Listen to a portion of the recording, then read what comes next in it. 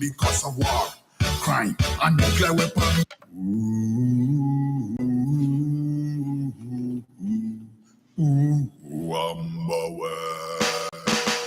Hey man, say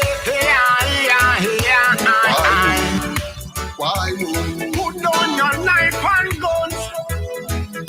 Why you?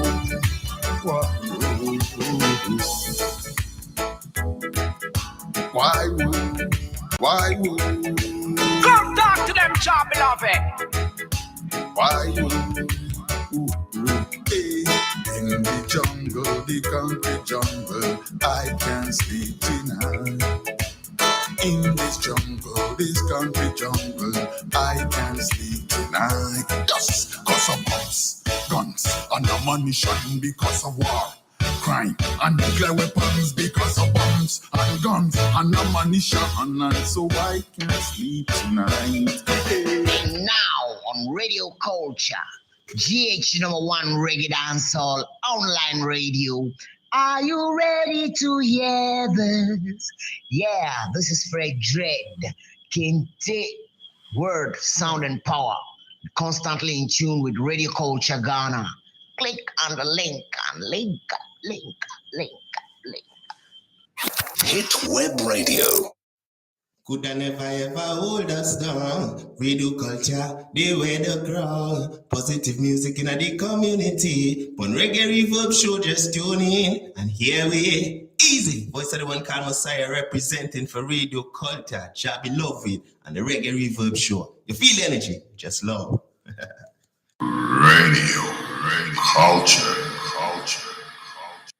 Hello, everyone. My name is Yvonne Chaka Chaka, and I'm so proud to be Goodwill Ambassador of the Pan-African Heritage World Museum. It is time for the world to learn from the missing pages of Africa's history, art, culture, and indigenous knowledge. Join Africa to exhibit and curate her rich herbal plant farms, her historic places of African kingdoms, her beautifully sculptured park of heroes and heroines, Pan-Africa's hidden innovators and inventors, all in one 10-acre space of the Pan-African Heritage City in Ghana, Winneba Junction, 45 kilometers west of Accra. Visit our website. Let's together build a new humanity through walls of the Pan-African Heritage World Museum.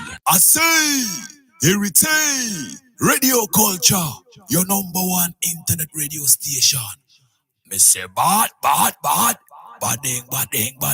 up to the time. Mama Africa, me love you. Yeah. Ghana, we need you. Yeah. Well, I'm Yasa Safari, the cryptic warrior, live from Jamaica, representing for Radio Culture, GH Reggae Dancehall. The very best of the best, no gaitis.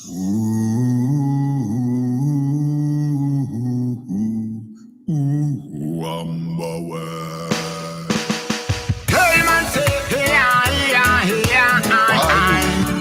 why you put down your knife and guns? 1212 Radio Culture. You know what? I'm not the one to be doing this right now. I am actually supposed to be quiet right now, and somebody else is supposed to be doing the introduction. In the jungle, the concrete jungle. Yes, it's the one you've been waiting for. Oh, okay, all right, yeah, why not? So let's do this. I think that I'm not best equipped to introduce you because there's way more to you than all right. I could talk about. But say something if you got something to say, please. I'll say what I can when you're done. I hear you. All right. So this is the one you've been waiting for, and I have really been looking forward to this for a very long time. Since the idea was mooted, and right now it's my turn to be answering questions. Hungry children. Jaja, no. All right. So for today's show, as has been advertised, we have yours truly, the indefatigable 7 Fireside. Yes, Seven Fireside is going to be the host today, and yours truly will try as much as possible to answer the questions that come from that end. Seven Fireside loves to call it reasoning. And so in a very few short minutes, we will be going full scale. And as you used to me sitting here and asking questions, right? Today it's the other way around. So can I introduce the show host for today on the line, Seven Fireside. Blessed love, Seven. Give thanks, Bridget. Give thanks, Charlie. That's a bit weird. Yeah. But yeah, I want to talk about you now. We're going to talk about you for a second. I'm going to attempt to talk about you, right? Yeah, like, okay, so we all been listening to Jah Beloved, you know. Brethren, where do we start, man? Okay, we'll start with where you're sitting right now. This man is a journalist, right? Yeah. As we know, right? Like, I would say a ton of things he's doing in that area. You know, I just be discovering things he's done when I go through the archive. You know. Yeah. So yeah, journalist, musician. You know, he writes songs, he sings, he plays bass and sings. You know, phenomenal with ease, as if nothing is happening. Excellent vibes right there. And then he's a producer too. You know, coordinating and making possible that you know, excellent material comes to us, excellent sound, and he's always on the grind. So away from that, we can talk about his ability to put thoughts together in a way that I think can really make a difference. You know, if we pay attention, you know, it makes us understand possibilities in terms of, you know, the world we're dealing with, you know, versus how the world is. So that's where I'll start. But when we start reasoning, I hope, you know, a few more things will come up, you know. I know I've left out a lot, so forgive me, man. No. It's the ball is in your court. You're in control right now. So I'm at your service. Yeah. Whenever you're ready, I'm all yours. Wow. Okay. So, last Sunday, right? Yeah. There was a scenario in Ghana. I should say here, but I think the Black Star Square situation. Yeah. Where you know, last minute the government said, hey, you know, you can't have the show because due to unforeseen circumstances, right? Yeah. Actually, it's like the night before they had this Black Star Line festival thing, right? It was artists from here and I think some people from the continent too performed, right? Musically, right? Entertainment, right? And then the following day, we were supposed to go hear people flocked to the place to hear people like Dr. Arikana, Chihombori, Kwao, you know, woman pushing this, trying to contextualize our situation. Not necessarily frame it that way, but contextualize it by emphasizing the Berlin Conference, right? Why we're in this situation, you know, fragmented continent, you know. And you talk about Julius Malema.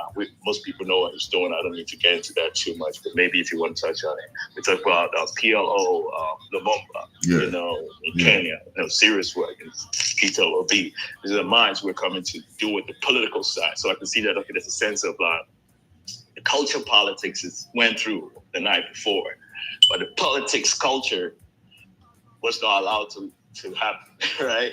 There's a lot of youth venting out there, right? I'm sure you saw some reactions, right? Yes. Okay, so please tell us your take on all of that and what your reading of the youth, because it was, for me, what the youth were saying in those little interviews I saw was very intense and very profound. I'd like you to reflect on that and reflect on the event and what you think it means to us. You know, what happened, you know, what happened means to us. All right. Give thanks. To you. Give thanks, my brother. Give thanks, Seven Fireside, every time, you know. And thank you for that question. So this is a good example of needing to look at things from another perspective, right? It's a lot of things in this world that is not what it seems. And it's looking to me from where I sit that this was one of those things. So if you look at that, on the surface of it, it was, you know, a really good event. You know, lots of people were looking forward to it. The names you mentioned, Julius Malema, PLO Lumumba, Dr. Arikana, all of those people are gems that the youth of today should be, as we speak, picking wisdom, nuggets of wisdom from. Thing though is that the circumstances that situation entailed makes it something that we have to pry a little more into, like brush off the surface and look deeper. Yeah. So this brother called Cheddar, I think that's his name. I forget his real name. He has some Caesar, actually, that's his name. Freedom something Caesar, that's his name. This is a brother that the first time I heard about was, on social media. He was supposed to be this rich person, young rich guy, full of ideas for making money, whatnot.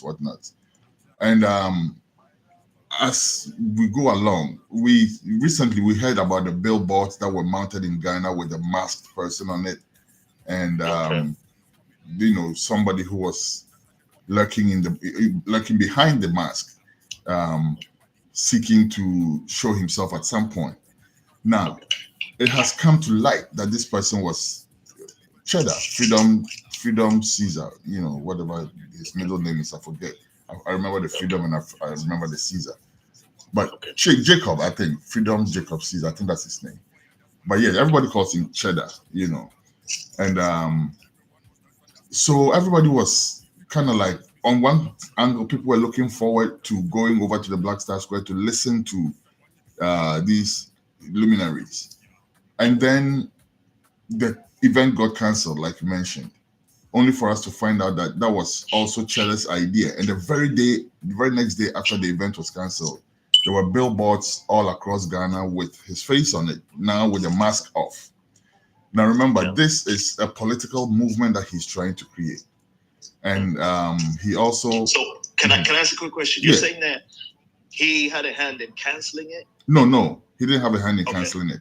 He cool. is the one who was organizing it. Yes. Right? On the heels of trying to launch his political movement and his own political career. Right? Oh, that's the idea. Yeah. Right? So now it's come to light that people like Professor Lumumba did not know the real intention of being invited there to speak. I think that what he tried to do was to bring all these great minds, be seen in their company, and then the very next day launch his political career, so that gives him some type of legitimacy. Now let's look at this thing closely. This brother had this movement where he had some lady from Belgium come and start speaking about the third movement and the need to liberate Africa and whatnot. Why do we need a lady from Belgium to come and tell us that? Like, what's the significance? I don't get it. My question is, the lady black? No, she's not. Oh, she's not. She's not. Not by any stretch. And that's that was the first red flag for me. Like, why? Are we still in that era where we need Obroni to help us do any and everything? You call this a third force with people that you claim to have a posse, so to speak, inside of Ghana. Why do you need to import an Obroni woman to come and so when I saw the whatever they call it, the promo, I said, this is a joke.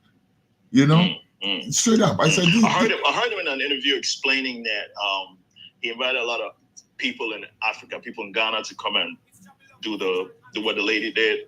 Nobody wanted to do it. Said they were scared of the mask idea. That is not so true. He reached out to her and she was like, yeah, I'll do it. That is not true at all. And that's an insult to our intelligence. You see, I hate when people do that. And that's what we need. I mean, I want us to push this kind of angle, the way we diminish our people's intelligence. Yeah. And we just say, people are dumb, I don't know about his case, but yes. No, I see that. And I'm not, this is bare knuckles. I'm not going to pull any punches. Thing is that, straight up. I just don't want to get in trouble though. No. It's no trouble at all. If he has stepped out into the political arena, he should expect to be scrutinized, and that's exactly what we're doing. So it's not personal. It's not an insult. It's just trying to say it as it is. If you say that, you're belittling the intelligence of the people, because you're saying that you have a whole posse to make you confident enough to stand to be president. These are people who are going to vote for you. You would need a cabinet. You would need people to work with. It's a political party? It like is. A regular political party? Yes. That's what he was trying to do. Oh, man. Yeah, he's running for president. He's running for president. And that's what he was trying to do. So that's why, me personally, I'm not among one of those who are crying and complaining about that event being cancelled. Even though I think that it's, he has his freedom. I don't know why they should cancel his event, but I am not mourning with him because the intent of the whole thing is not something that I sign on to, And apart from the Obroni coming to be their spokesperson and all of that, so if the argument was that nobody was prepared to do it like you were saying, how come after the Obroni was arrested, his event still came on? There were still people working with. So there are people who are ready to be seen working with you, but they can't speak. They're not saying anything. They're just launching a political movement. What's there to be scared about? Not a damn thing, if you ask me. Yeah. So give thanks. Yeah. So that's that with that brother. Now let me put a little aside on this. So this is the same brother who, so our brethren Black Rasta called him, right? About, so he has tigers in his house. This brother, according to news reports that I've seen, actually has like pet tigers in his house. And Black Rasta called him about freeing them or something. I don't know about that too much. I'll leave that to them to sort out. Somebody has his tigers. I know father used to have his lions. So I don't know too much where that reasoning came from Black Rasta to free the animals because they were in captivity and all of these things. So he called about that. I'm imagining how quote unquote annoying that could be, like somebody calls you and says, yo, free those tigers you got, and all of that. But that is not the issue. The issue is what he said to Black Rasta in the course of their back and forth, to the effect that he can buy the radio station that Black Rasta works in and demote him. Now, you want to be president of Ghana and this is your mindset? I have a problem with that.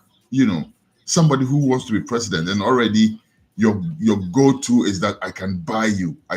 No, we don't want people like that. Man, you're making a crucial point there. Yes. But before we get too much into him, because I want to keep the light on you and keep going. But what this point you're making is a reflection of how you see the situation. Yes. And I think we need to focus on some of these positions you take, because what you're saying is particular, though. It's not generic at all. Right? Yeah. But it might sound like that. So please, can we go forward a little bit? Of course. Totally. And we can come back. You can always refer to this in another question when another question comes up. Yeah. Except that one last thing before I round up with him is that he also made a statement that he is the savior of Africa. Now, the people that I've seen work really hard to get anywhere close to that title have never made that statement for themselves. Say it again, man. You never heard Father say, I am the savior of Africa. You never heard Kwame Nkrumah say, I am the savior of Africa. You never heard any of the great people that we look up to today say, I am the savior of Africa. And he keeps saying, I, me, I have come to save you. You have to look for me. No, sir. I'm not impressed with this brother at all. But yeah, one love. Let's move on from there. Good things. And one takeaway I got from the thing is that, some of the youngsters were saying, they say we're coconut heads, right? We don't think, we don't know anything, right? And then there's a chance for us to know something and it didn't happen. But what I'm getting from that is that these youngsters are us, right? When we were young, so I'm sure the older people looked at us like we didn't know anything, right? Yeah. So that point about young people don't know anything is always happening. It's generational, right? Yes. But the thing that struck me was youngsters want to know, right? And what have we been giving them for them to yearn for this? It's sort of feeding the generation gap of we know something you guys don't know. Come and check us out. Why don't we just busy, like Bob said, let's just get busy ourselves with, bridging the generation gap. Giving what we know, they know. We're just reinforcing it by speaking to them like we respect them, because they're not empty-headed. If they don't know that this and that and that's what happened in Ghana, it's because they've not been told, right? So quick one. Rastaman, you write music. Yes. You play bass and sing, like I was saying, you're a producer, right? What does bass mean to you? bass is heartbeat to me. And you can talk about it together with vocals, or you can just talk about bass. Yeah, I'm happy to do both. But let's start with bass. Bass to me is like the pulse. You know how you can feel your pulse on your hand and just feel a certain a certain palpitation, which tells you that you are alive. That is bass to me. Music, every aspect of the music is important. I remember when I was in Legon, and one of our lecturers at the School of Performing Arts used to say, we were playing music, right? And then one of our brethren was asked to play the cowbell. And he made a funny comment about, oh, that's all I'm good for, the cowbell, because everybody had drums. And they said, yo, bro, go play the cowbell. And he wasn't too happy about that. But the lecturer said, no, you are as good a part of this music as the person playing the lead drum with all the solos and all of that. Each one is the center, right? Because each the cowbell, on a certain level, each one is the center. Basically, and the cowbell is actually what lays down the foundation for everything else to sit on.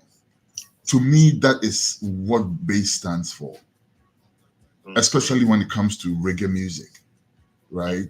I feel like, yes, because if you take the rhythm, for instance, we have certain chord progressions that could stand for 200 songs, same chord progression.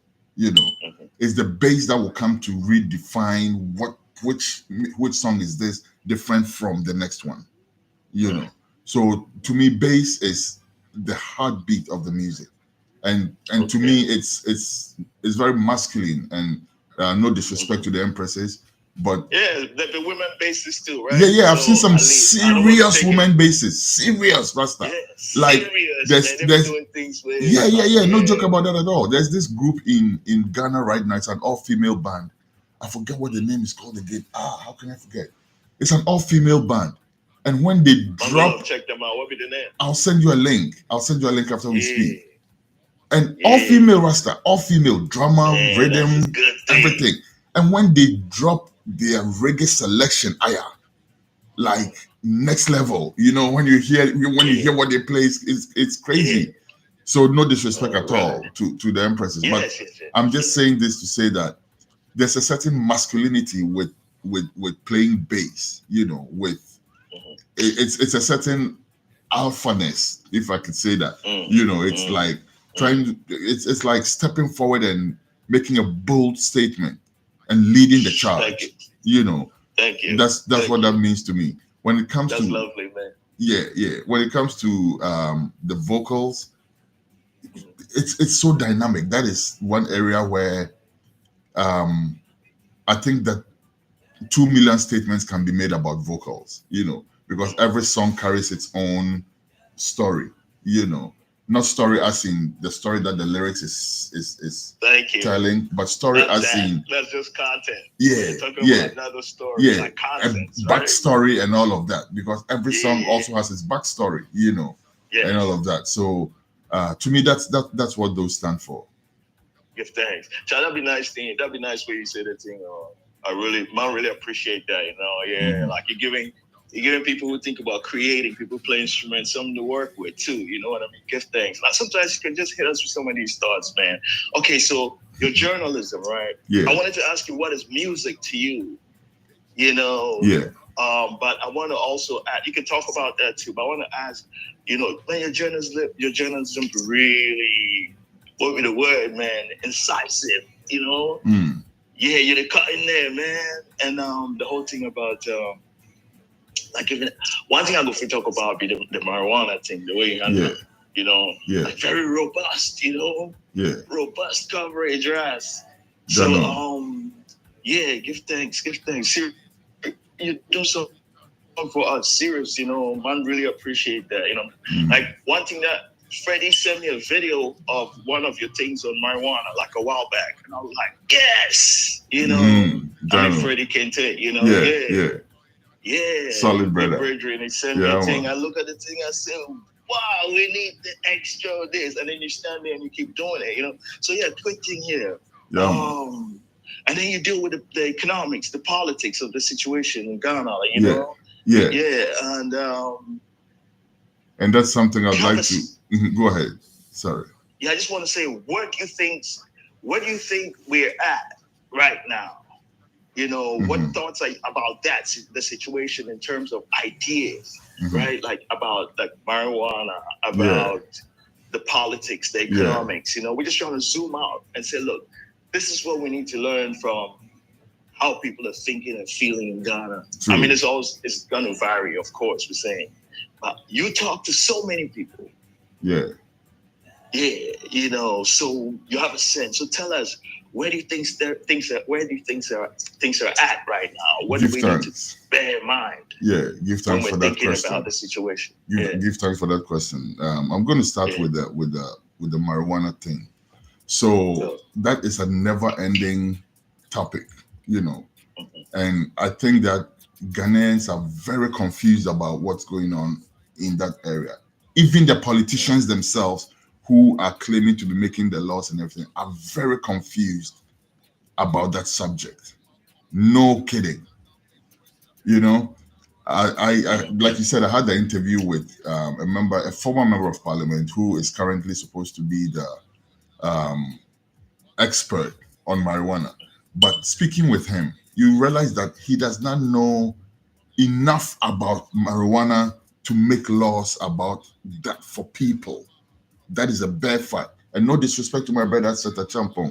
Beloved brother, I went to St. Peter's with him together and everything. I love that. The guy that worked with the United Nations. Yes.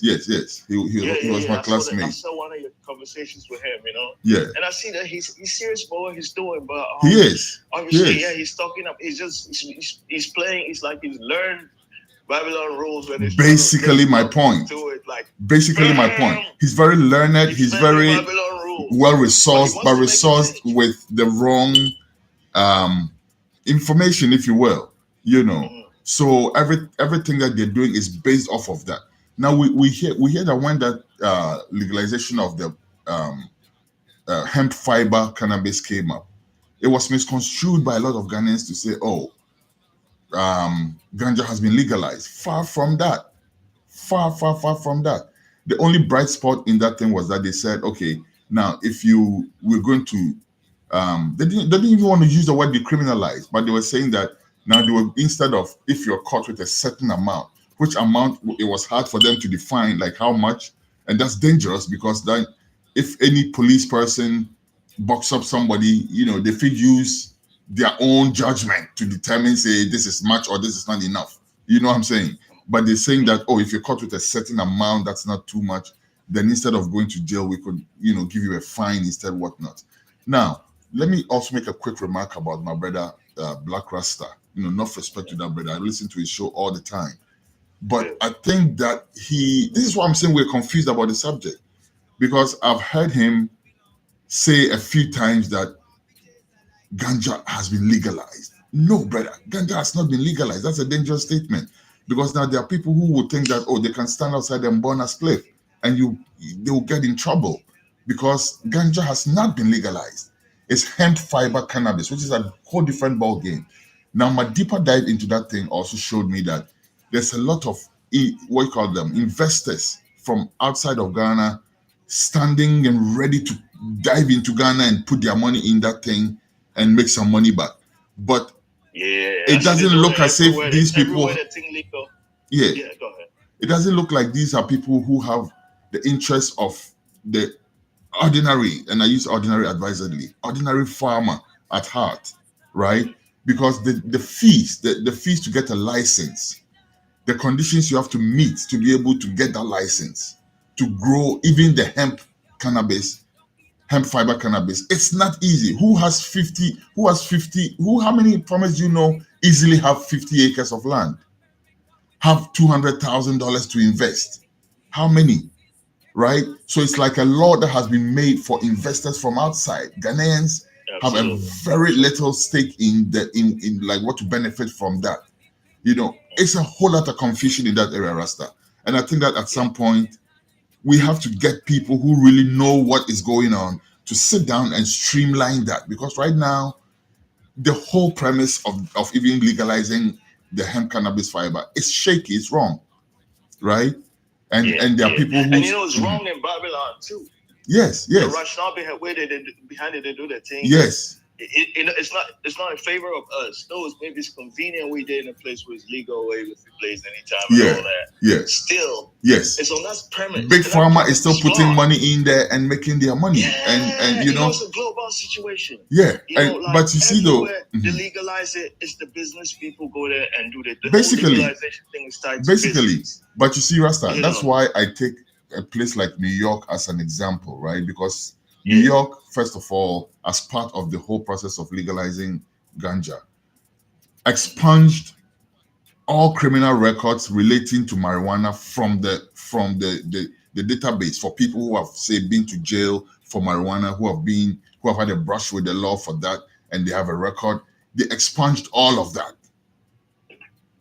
Number one. Number two, they gave compensatory licenses to people who have suffered for the cause of marijuana, i.e., if somebody had been to jail, if somebody had been arrested back in the day and put in jail because of ganja, these people got the first shot at getting licenses versus the picture I painted for you, right? In Ghana, where you have farmers who have to go and look for that amount of money and secure that much land to grow, right? How easy is that?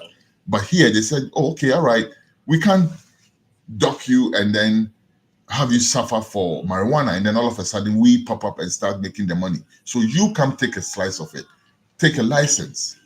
You know, it's not ultimate, but at least it's a move in the right direction. How about? Yeah, but check this out. Yeah. Let's add on to. I want you to talk about what happens then.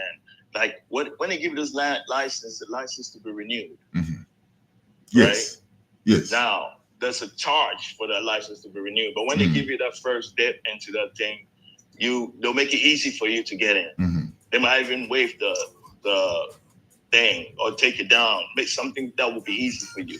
But then when the time is up, this is a situation that we're seeing in LA and I've heard about many that. places. I've heard about when that. When they open the thing up, it's like, yeah, you can have it.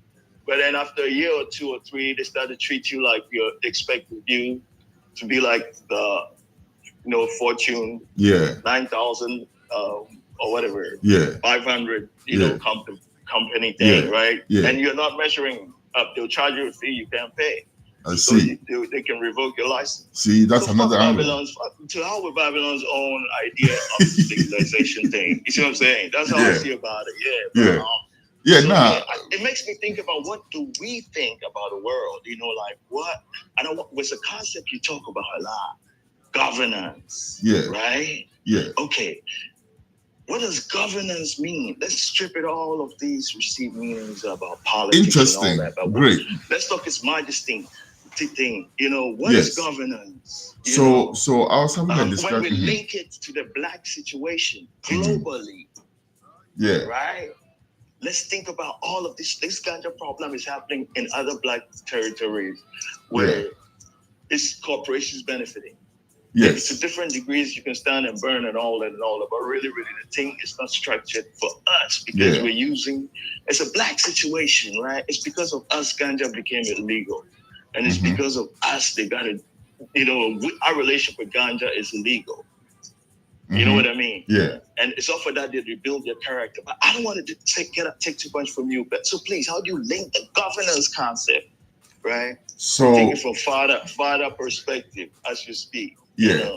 In a global situation. Global the other day I was having a discussion with Emperor Wiro, Yes. And we were discussing the politics in Ghana, taking Ghana as an example, taking Ghana as a case study.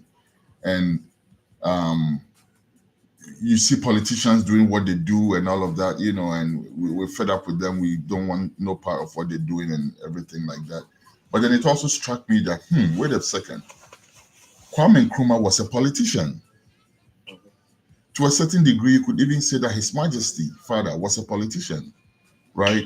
Politics or governance became the tool for them to set things right. Just as it has become a tool for some people to enrich themselves and do all kind of nonsense, it is also a tool. It's like the cutlass, You can go to the farm with the cutlass and farm and weed and grow cassava and corn and moko and toast and all of those things there. And then you can also use that cutlass to do some nonsense stuff, which I don't want to mention, right? Yeah, no. But the basic point is that it's a tool. How do you understand politics? I think it comes down to how do you understand politics. Basically. Right? Because someone said, this politics thing you do it so that you can dominate people. Yes. Or you can make money. Yes. And then some people be like, but this is a chance to give. This is a chance to shape something. Yes. Shape some possibilities. Yes, absolutely. Like Absolutely. It's who has look at the situation in Burkina Faso and Mali and these other places, for instance. Young people who decide that no, our country deserves better. We don't want to sit down and be part of the looting and the rot that's going on coming from the West, right? France basically owning these countries. Basically, that's what it is, right? And so somebody decides that the only way I can stop that is to be in a position where I call the shots. So when it comes and to they get, actually they get a lot of support with the people. Yes. The governments are saying one thing, but the people, most people get it and they feel seriously about them. They stand by them. Totally. People are not I'm sure if stupid. you talk to the people in West Africa, they'll see that most people support what these people in Nigeria, Guinea, Burkina are doing. Totally, Aya. There's no question about that. People stand there and they're talking funny, There's no question about that at all. It's been ridiculous. Now they're making the people suffer too in Nigeria because of this kind of position they've taken. They should just step back. Should let the people breathe. The people are going through hard times because they made that move because West African governments want to do what Babylon said. Basically, and it's the same. It comes down to the same thing. People using the power they got to do what they want, and what they want could be negative or positive. Some people could have a goodwill towards their fellow human beings, right, and have the spirit of service. And so they would want to step out and do that. Now we realize that a lot of us who could possibly be part of that scenario, not necessarily stepping up to be the ones who are calling the shots or anything like that, but being part of a narrative that supports using that tool for the greater good, right? Like what the models we've seen. The ones you mentioned models, and it's not just these leaders. All these leaders have other people who are supporting them from different angles. It's a narrative. It's a revolution. The people have to think a certain way for that to be able to happen. Because if you have people who are just following the politicians for crumbs, that's not going to happen. You know what I'm saying? So we realize that some of us sit back and then decide to, it's politics. I'm not into politics. But we're sitting down and mortgaging the future of our children and letting some greedy, insensitive, disingenuous people take over and lead the narrative. And we can't do that. I think this is what Kwame Nkrumah saw and decided to change the status quo. Because he realized that there are people who are wearing all these suits and everything and cozying up with the oppressor, right? And all they were trying to do was to replace the oppressor when they left and use that spot to do the same thing the oppressor has been doing. It's good to say that, because I find it very interesting. Like, Fanon talking about that, Cabral talking about that. Mm-hmm. But one thing I noticed that, like, what you're doing in the area of journalism, right? Mm-hmm. So I see you, and then I see journalism, and you're using it, right? We'll talk about that in a second. Mm-hmm. But as a brother too, like growing up in Ghana, Kwesi Baako, Kweku Baako. Kweku Baako, yeah. No, there's Kweku Baako, and then there's Kwesi Pratt. Kwesi Pratt, yes. Yeah, these two guys. Yeah. Kwesi Pratt, they get in there and they hold the thing solid. Yeah. Right, with journalism. Yeah. Yeah, Kwesi Pratt. To me, that's very political too. Yes, it is. You see what I mean? Mm-hmm. Yeah, in fact, that's part.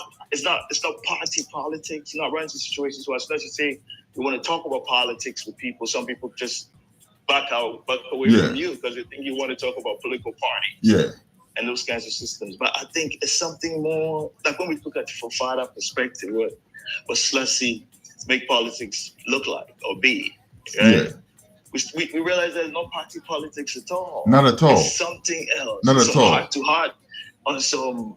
And so, on some, yeah, and so you see the point I was other making. scale. The point I was making about what to use the tool for, right? Because you have Emperor who is making sure that he uplifts the whole of Ethiopia as a people, right?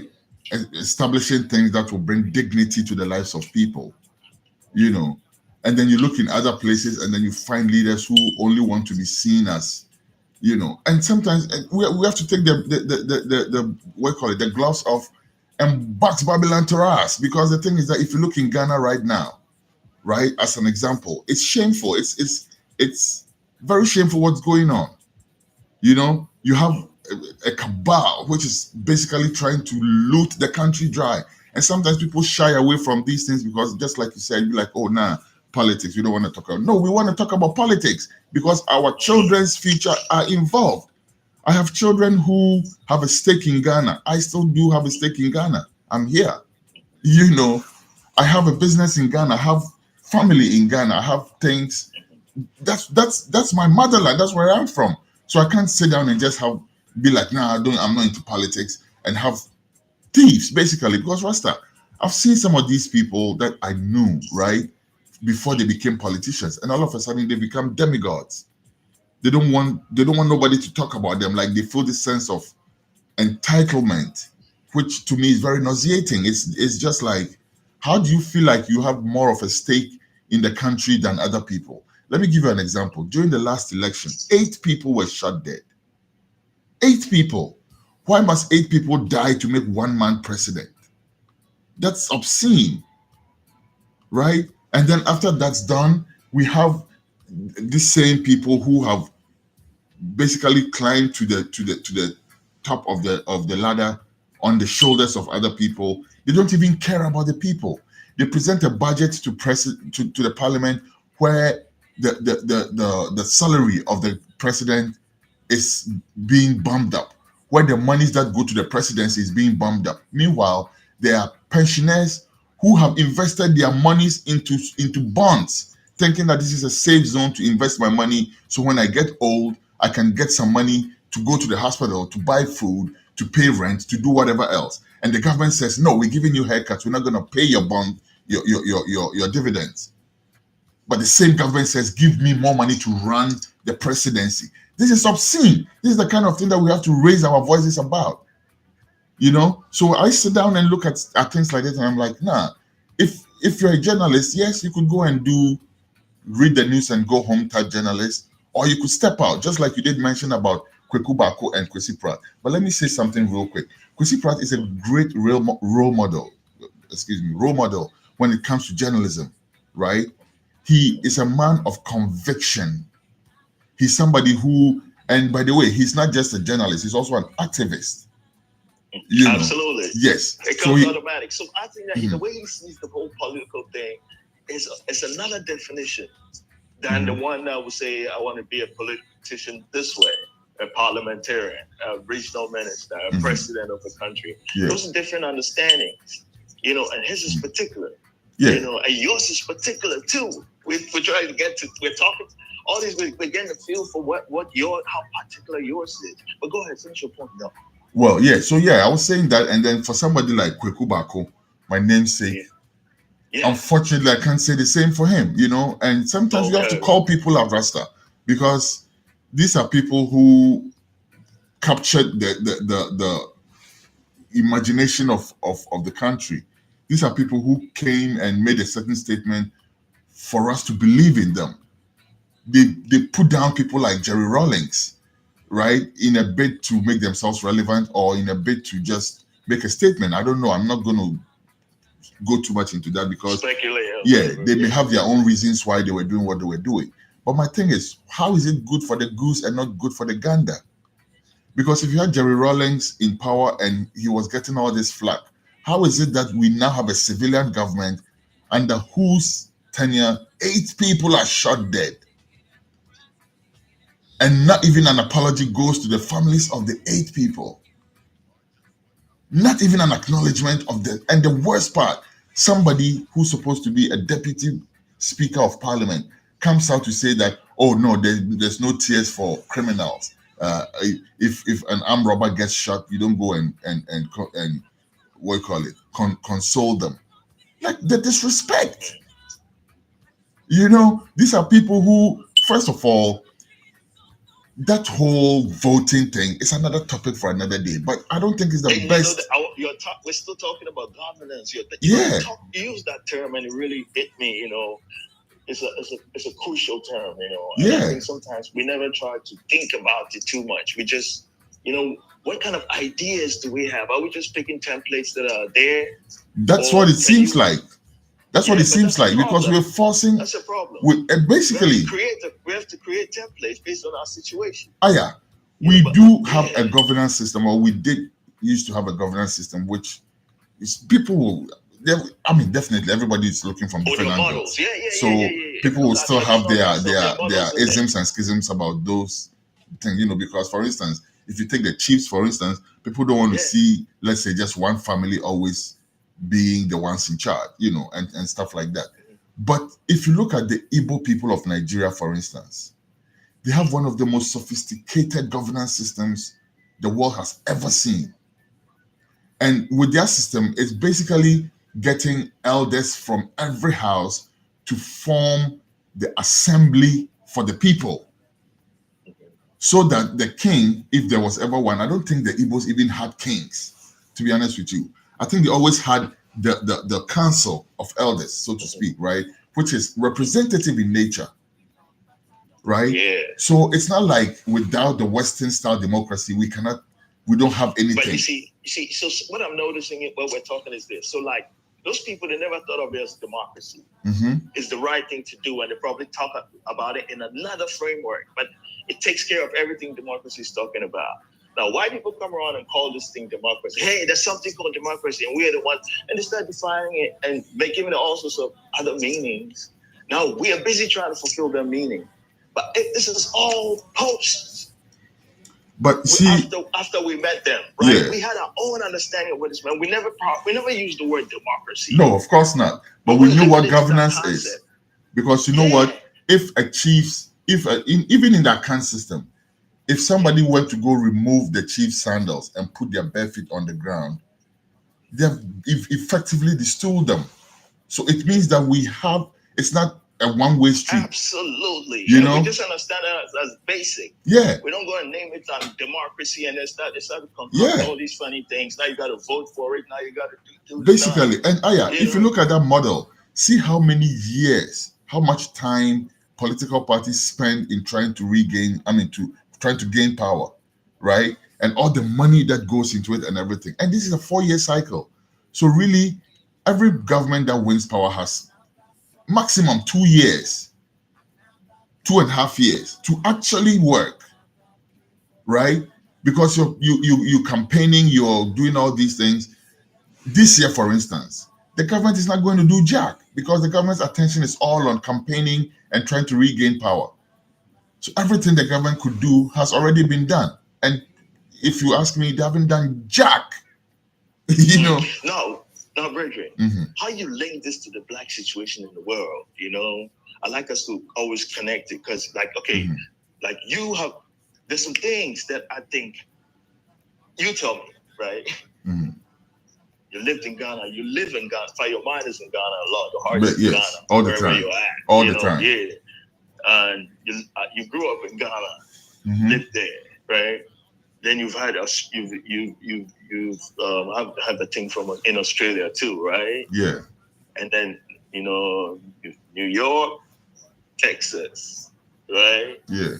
Now all these things that have informed your work in one way or another, right? Absolutely. As we're reflecting on these things, right? I like us to make the connections, you know, how we connecting with the Caribbean, you know, Jamaica, Haiti, how all these things, because these things are applying in their country. Look at Haiti right now. Yeah. The situation is turmoil because of some things like this, right? Yeah. If we go to any place where black people there, this problem is there, right? So I'm just trying to say from that standpoint, you know, any thoughts you have about it, if you can put in the context of immigration, why is black people having to move everybody's proud of their country. They know people don't just want to get up and leave their countries, right?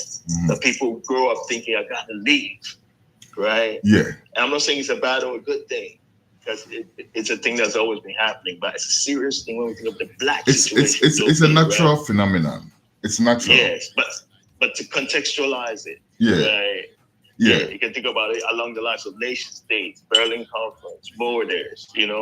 What does it mean? So, but I want you to think about, like, let's link this thing to the black situation. I'd like you to touch on, if you can talk about some perspective, your Australia experience, perspectives. You know what I mean? That you don't need to talk about a particular scene if you don't want. You know what I mean? Bring us through how some of these things have, like, informed your work. You know what I'm saying? So, when it comes to black people and governance, like I'm saying, most of the countries that are black in nature are building on the wrong foundation. And that explains a lot of our woes, right? If you take the Haiti situation, like you did mention, all these countries, Jamaica as an example, Jamaica churns out the most revolutionary music the world has ever known. No question about that. Reggae music, right? The most the most militant, most revolutionary music. But have you ever thought about this? Jamaica has never had a popular uprising in favor of the people. Never.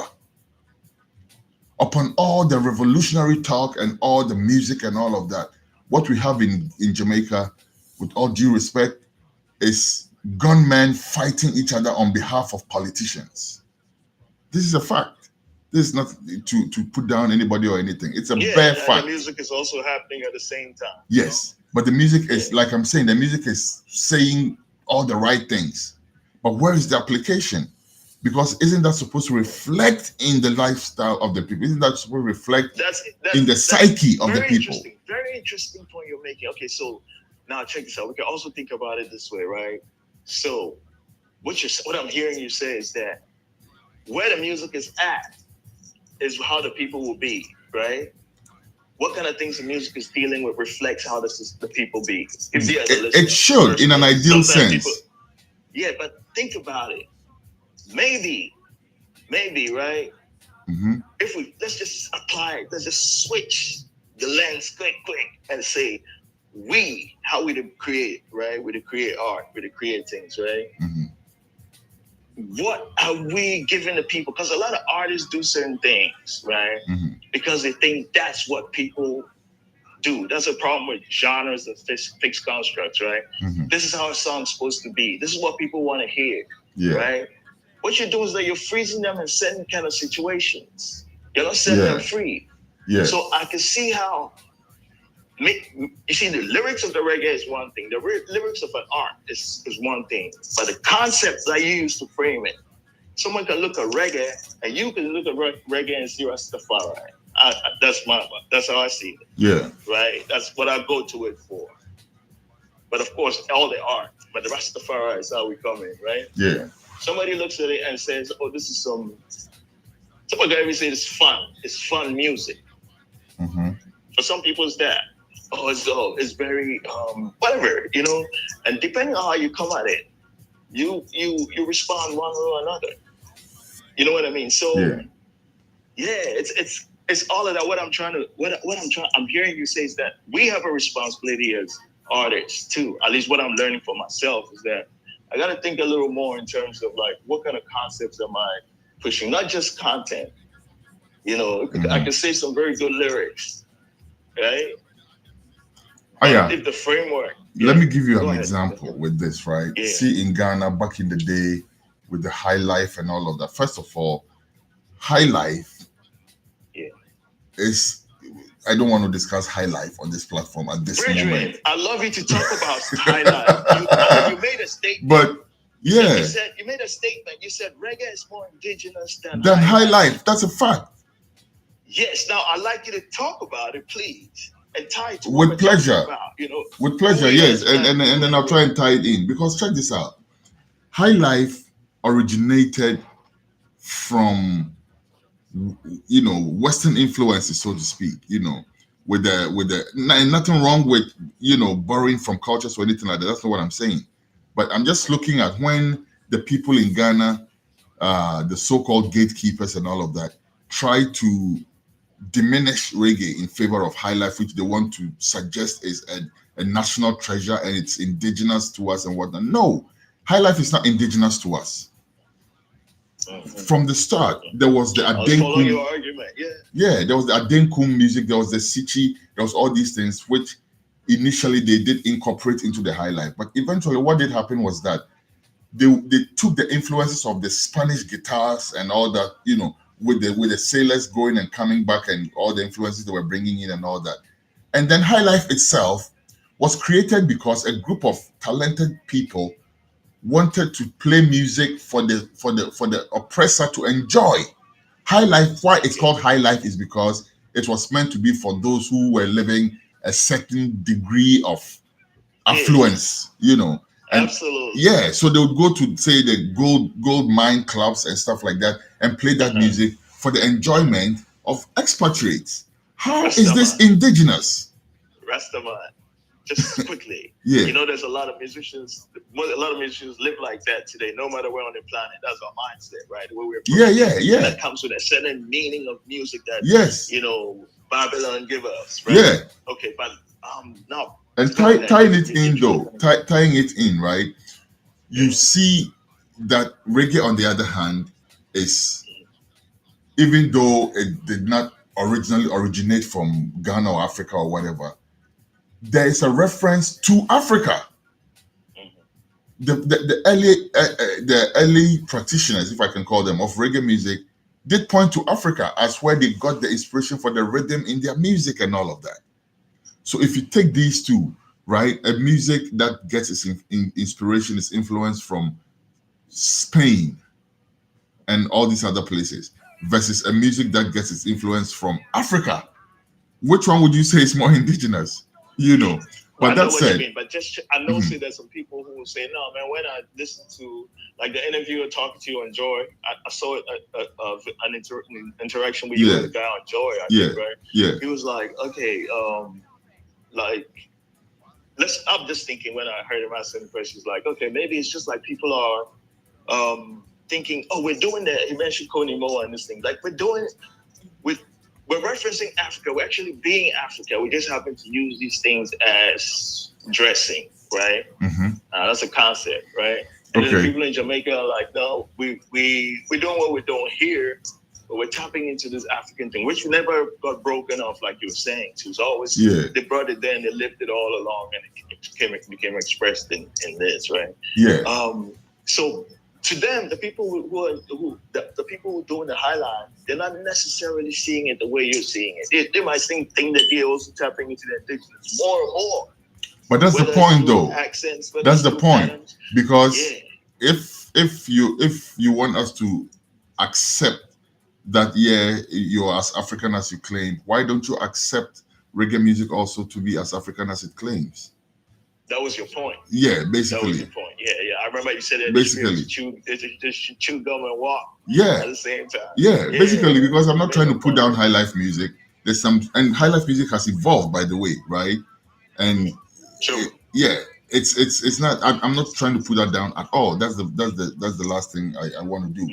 But to tie it back in again, so you see that the earlier practitioners of the high life started using some terminology which I think has become part of our psyche as a nation, right? We had a very hard time. Seriously. They had words like "mi bro ni."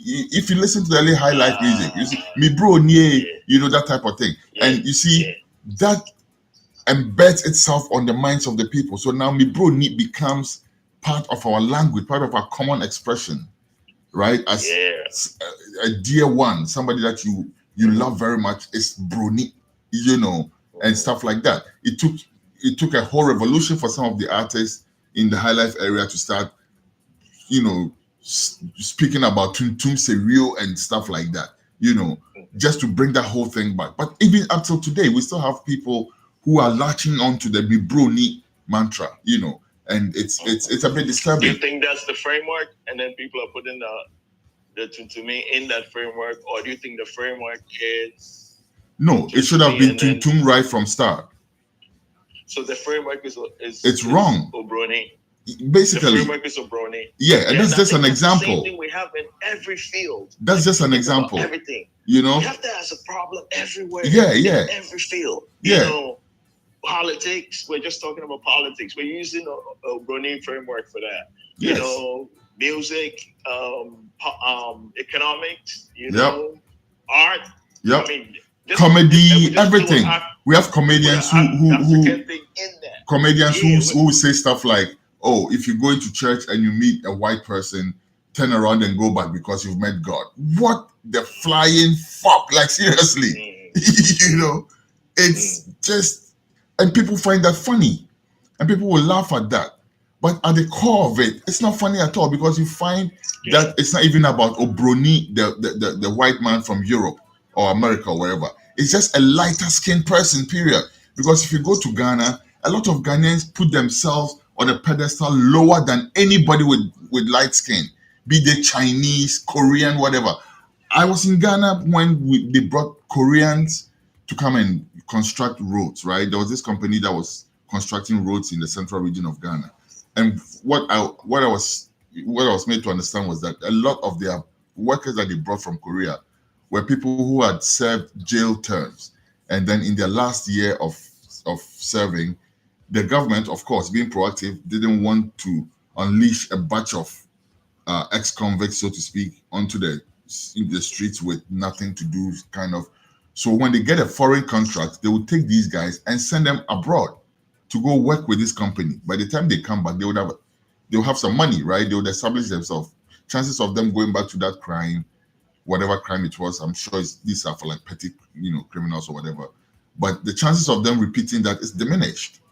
Now, they come to Ghana and our women are falling all over them because they have lighter skin, because they have a little more money than the average Joe they see around them too. So it's a big, huge picture. It's not just, it's an interconnecting issue, right? Where we have to look at it dispassionately. Sometimes certain things it's hard to say, but we have to be able to say certain things these days, just so we reset the society. We need to hear you say, because for people also, it's hard to see. It's a little hard to see that the way that he might be thinking he or she's being so proud of the African as an expression. Why are you bothering them? Everywhere they go, everybody knows that they're being African. But when they run into you, you're telling them that, no, this one is a Obroni framework. You're driving them crazy. And everything is the Obroni framework. Everything, the economics, everything. Everything. We don't see that, Everything, so we Rasta. need to hear what you're saying so we can think about it. Because we are telling, oh, but this is Ghanaian, this is African, because we put our thing in there. But if like itself, even our religion, religion in quotes, because really and truly, I don't think Africans had a religion. We didn't call it that. Same way what they call politics, same way they call what they call culture. Basically, we didn't call it those terms. We didn't limit it to those meanings. Because we're trying to force it into their framework. But check this out. So if we have a system of belief, let me call it that, a system of faith, where and I had this discussion with one of my beloved brethren, Bafuewa, who is like a traditionalist. He has his whole setup and everything.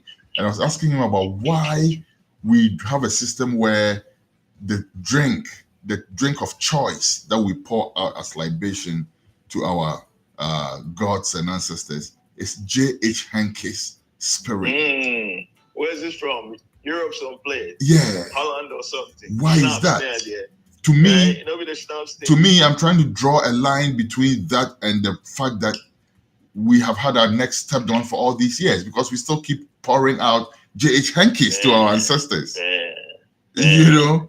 And why is that? Don't we have anything? Can't we pour out palm wine? Can't we pour out apetishi?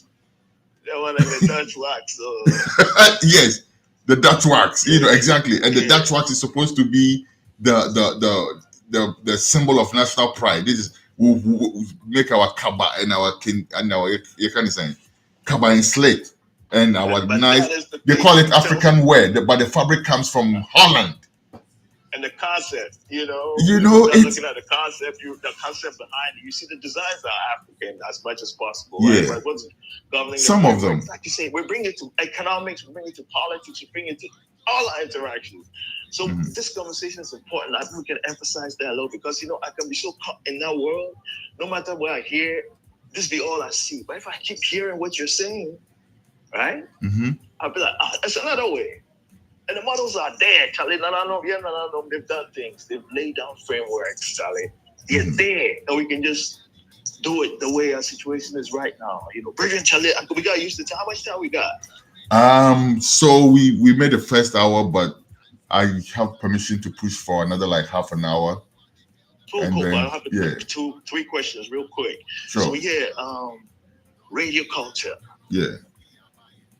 Tell us what you want us to think about it, like the concepts you're working with, and then along the way, can you define the term culture? Totally. Give thanks for that. Yeah. Give enough thanks for that. So radio culture is basically a platform for free expression.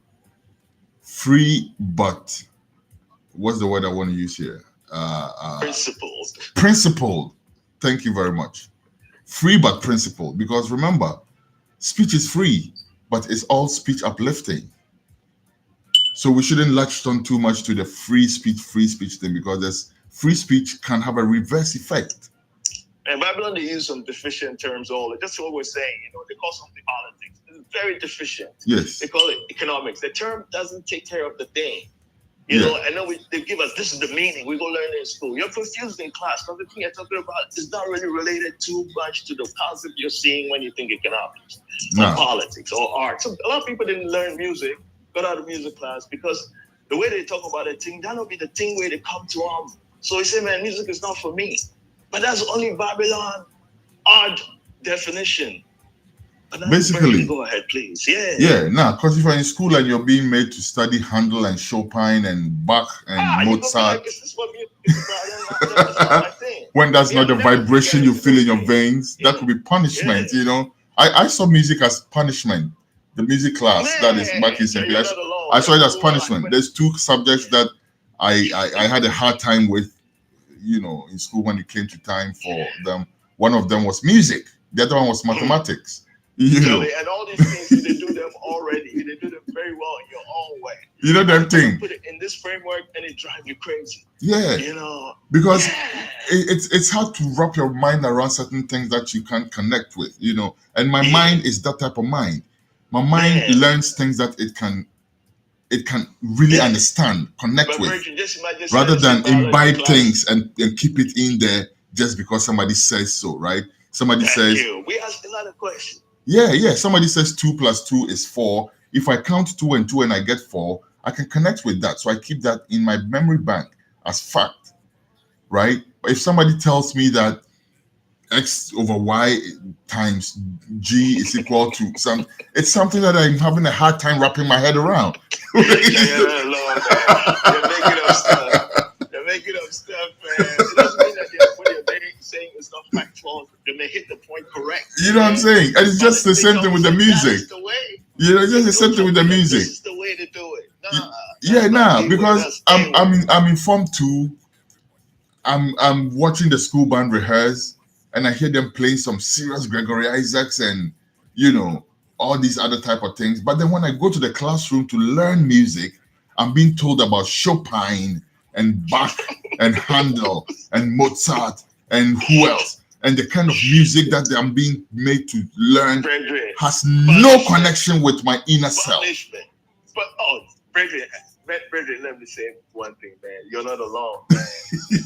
I mean, when I sit with people and they talk about classical music, man, you know, they got this nice moves in there and all that. Me, I don't feel any nice thing in there. I don't feel interesting devices. Basically, Rasta. Great ideas. Everything is good for what it is good for. Everything is good for what it's good for. Classical music is good for. Basically, is what I'm saying. I'm an African. I'm not obligated to even recognize it. Seriously. We got a lot going on in Africa, man. It's another logic. You know, But radio, we have in common, they have things same way they use, same rhythm, same notes, same melodies, same concept. You see them universal. But where we see music, sometimes they for step aside, like we do our thing. And what it represents for us also, because for Africans, music is much more than just a composition and an arrangement of notes and whatnot, right? Music has a lot more esoteric connotation than what you know. Something else, yeah. And now they go put in some entertainment box for us. But please make it to talk about the thing where they try to get it. I don't know how you. We talk about culture. We're talking about radio culture. Yeah. You want. So like yeah. You know, you need to talk about the where the money collaborations, right? Yeah. Where the money rhythm. Yeah. Yeah. So and they can talk about money too. What is money? Just culture. Radio culture, All right. So I'll round off with the radio culture first, and then So radio culture actually is part of a network, so to speak, of media platforms that is basically set up with the express aim of redefining the narrative. This is a thing. They're doing a lot of work, man. Redefining the narrative and also presenting an opportunity for young upcoming people, giving them a platform to train to become great journalists in future. So as I'm sure you are aware, we have a studio 2 in Ghana where we have some volunteers over there. We have and remember we have iCulture TV too, right? So we have young people training to become great presenters, great producers, great whatever there is to do in that area for both TV and radio. And of course, we also have the website, which is ghnewsnow.com. And all these come together to form a network for expression, and to go back to the word you lent me, principled expression, so that we don't just have talking heads, we don't just have people speaking and re-echoing what politicians want them to, but actually being a bastion of pushback for some of the things that the politicians may want to throw at us and expect us to swallow hook, line, and sinker, But the word culture itself, it's something that scares me a little bit because it's something that's supposed to be dynamic, right? And for anything that's dynamic, how do you go back and refer to it as the original, right? So if you talk about culture, right now, like we were saying a short while ago, pouring libation with J.H. Hankins has become part of our culture, so to speak, as Ghanaians, right? Since when did we start carrying people, our chiefs, in palanquins? That is a borrowed concept.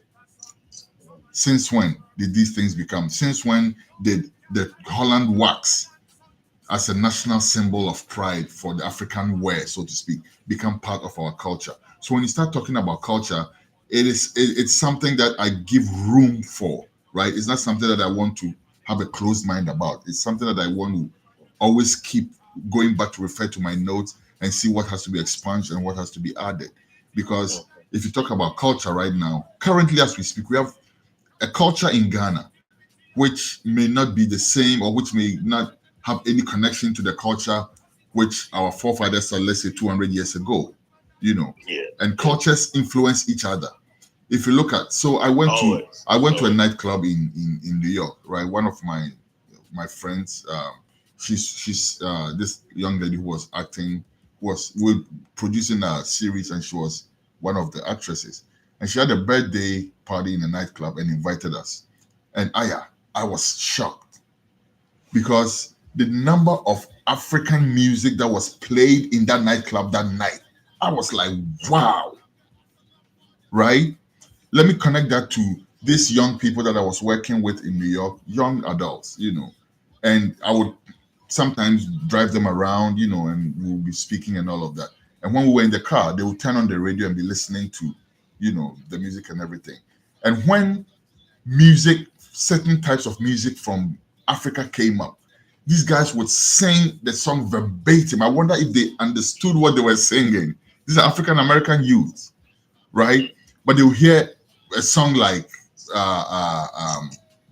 Burna Boy or Davido, or sometimes even some of our Ghanaian artists, and they will sing the song verbatim in the pidgin that is being sung in.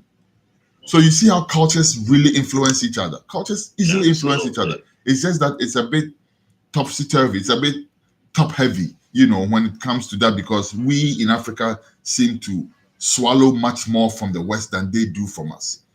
But it's still, we still impact the cultures of the West. Absolutely. If you go to New York, for Yeah. instance, and see the black economy there, you can see KJTR in New York. I'm telling you, because you see people standing on the sidewalk and trying to sell you a dashiki or selling you some type of bracelet or something. The Malians, the Gambians, all these people in New York, they have established themselves. You see them, you see their presence, you see their dressing. Just a couple days ago, I was in Walmart. I was trying to buy some groceries, and then there was this lady who was, wearing what do they call that? A hijab or something like that. You know, head covered, all of that. And then she was pushing her cart, and all of a sudden I saw her stop, right? And then she saw an older lady, and then she what's the word? She practically bowed in the middle of the store. She just stopped the cart and bowed to this woman who could be like her mother's age or something like that. And it touched me so much. I was like, wow, even in a place like this, right? We have people hanging on to that, actually bowing in public, you know, to the older person and all that. So culture is something that's just, it's a big wide book with many pages, some of which are filled, some of which are yet to be filled, you know. So like you say, it's dynamic too. So it's, yes, it's always being redefined. Always being but redefined. you see, Fanon was making a point about distinguishing culture from tradition and customs. You know, that's not a conversation. But you can realize that there are other things that have always been that we do, but the form changes. But if the form changes, what direction does it go? That it can go into a very useful way or not, you know?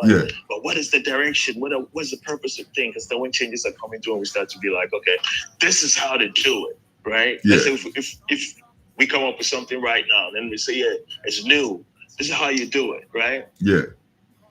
And then people get us to think like that. Right, this is how to do it, but maybe this is how to do it based on what happened. What's the questions we're answering now? Right. So that if tomorrow we see other questions, maybe we'll do it another way. Basically. But that's a problem I see with when we start to get ourselves in these fixed categories of ways to doing things. Right. That's why I get very excited about like your journalism, right, Bridget? Because like I noticed that back to like you've taken a firm stance for reggae. Yeah. Right. And you're always like thinking of other ways. You never run out of ideas, man. Jano. Yeah, you always come up with other ways, not thinking, just pushing it like that, Especially, I know you do some very serious thing with the Ghana reggae scene, right? You want to tell us something about it? Absolutely. So, and you did mention the Where the Money Rhythm. So I'll segue into that also and say a little bit about that. Please. Yeah. So you and I know, or I should say, you know a lot more about me than other people do when it comes to my music, really? And all of that. Yes, because at least I'll say people go. Yeah. Okay. Well, now people they know you more as a journalist, then, right? I mean, sometimes it's hard to introduce myself, because I'm glad we're doing this. I know it's not about really trying to do what you don't want to do, but just like the ideas that you have to share. Please, now, well, so I just say that to say that at the point, I mean, music has always been part of me, like as far back as I can remember. I remember this there are a few things that I remember from my childhood, as in when I was a child, probably even a toddler or something. I don't know how old I was, but I remember vividly asking this lady who used to. So when I was, I used to live with my grandmother, for extended periods of time, and my grandmother had this lady who helped her with us, So she was basically like our nanny, so to speak. She took care of us, lovely woman. Sister Kwa. I saw her recently when I was in Ghana. I was so happy, But and she loved to sing. If you ever, I've never seen anybody so happy in my life. Like she was constantly singing. Every time she was singing, like She's washing, she's singing. She's cooking, she's singing. Every opportunity she gets, she's singing. You know. Man, that's good. Yeah, yeah. And then there was back in the day, I remember there was this song from Irama Bedu, you know, that she loved to sing. Yeah. And one day I was just sitting listening to her, you know, the music was actually playing on the radio and she was singing along. And it just hit me that, music, how does music even come into being? At that age that point in my life, I was very young. I don't even remember how young. Probably like between the first 10 years of my life, you know. And this would be like the first half of the 10 years, you know, very young. So I asked her, I said, Sister Kwa, how does music come about? You know, and she had quite a hard time explaining to me how music is because created. It's hard to talk about, You know. Like Kofi Agawo would say it's the most elusive thing. Those like to talk about, But she did her best. She did her best to tell me what she thought. I don't think I picked too much from that until much later. And this is where I mentioned you about knowing, you know, and all of that. Because it got to a point where I had the boldness to venture into making the music that I want to hear. Right? Oh, that's the thing. Yeah, and not just in terms of lyrics, because I'd always been having ideas about songs in my head for a very long time, until that point where I'm like, you know what, I want to play an instrument. And then I had the opportunity of meeting up with Rascabo. Yes. And Rascabo is the person who taught me do, re, mi, fa, sol, la, ti, do on the fret, on the guitar fret. And basically set me on the path to understand how that instrument functions. Yeah, good brother too. Good brother. Yeah. And after that, I basically adopted, so to speak, the bass guitar and started trying to do my own thing with it, understand how it works, and try to, translate my thoughts from my head onto the instrument. You know. And you've been doing some brilliant things. Let me tell you one thing I never tell you before. One day, I came to the up the Legon Hill, the Great Hall area. Yeah. Sometimes man could just go sit there and just catch a vibe. Yeah, right? I remember those times. Yeah, Accra by night. Yeah, one night I come there where I get up there, and then I start hearing some music from some distance, right? And it got me thinking of you, and maybe it was you. Because you were the one person, like I was hearing, it sounded like your voice, and you playing bass and singing. You know, it was near Commonwealth, right? Yeah, I know. So, yeah, you know, that's a place up. There's a hall up there, right? Yes, Commonwealth Hall. Yeah. So but I just wanted to talk about that. Man. You do something with that bass and vocals thing, man. It's just, you know, you make it happen. You make it nice. And I give thanks for the energy and you know, I give thanks for the energy and the inspiration that I got at that time, because playing bass and singing was not something that was very common, number one, that I had seen too many people do. But I didn't know how to play the guitar. And I give thanks for that, so in a certain sense, because that would have derailed me from doing what I wanted to do. You know, because initially what I wanted to do was just play the guitar and sing. Now I can't play rhythm, I can't play lead, I can play bass, and I want to sing. Why can't I do both? You know.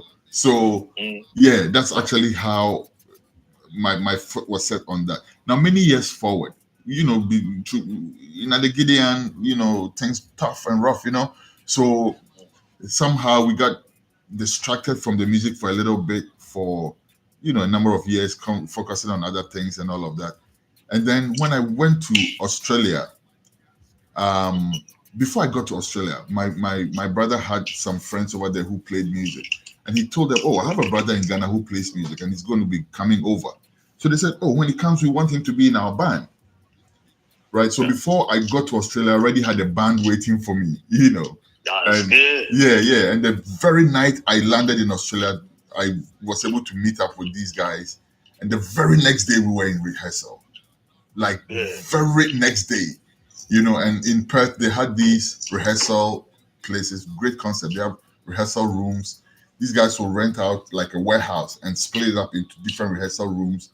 and equip it so that if any band wants to rehearse, they'll come and rent it for a number of hours, go in there, do their thing. After your time's up, you just pack out your stuff and get out, and another band comes in, you know.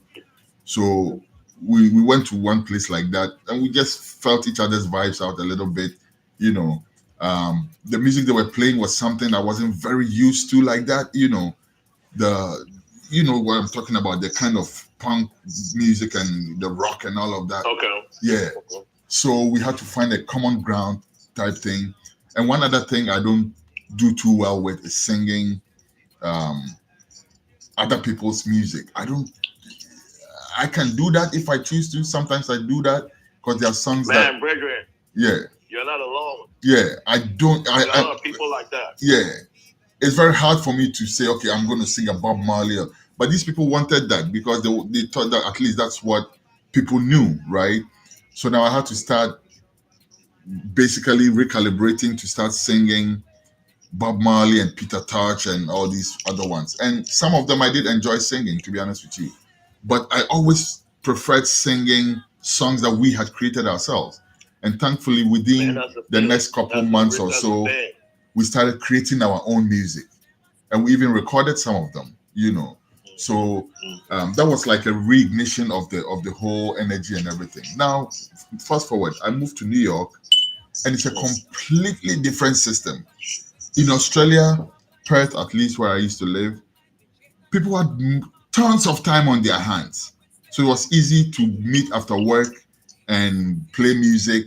It was easy to set rehearsal dates and honor them, you know, show up twice a week to rehearse and everything. I came to New York and you could not hold a brother down for 1 hour to play guitar with you.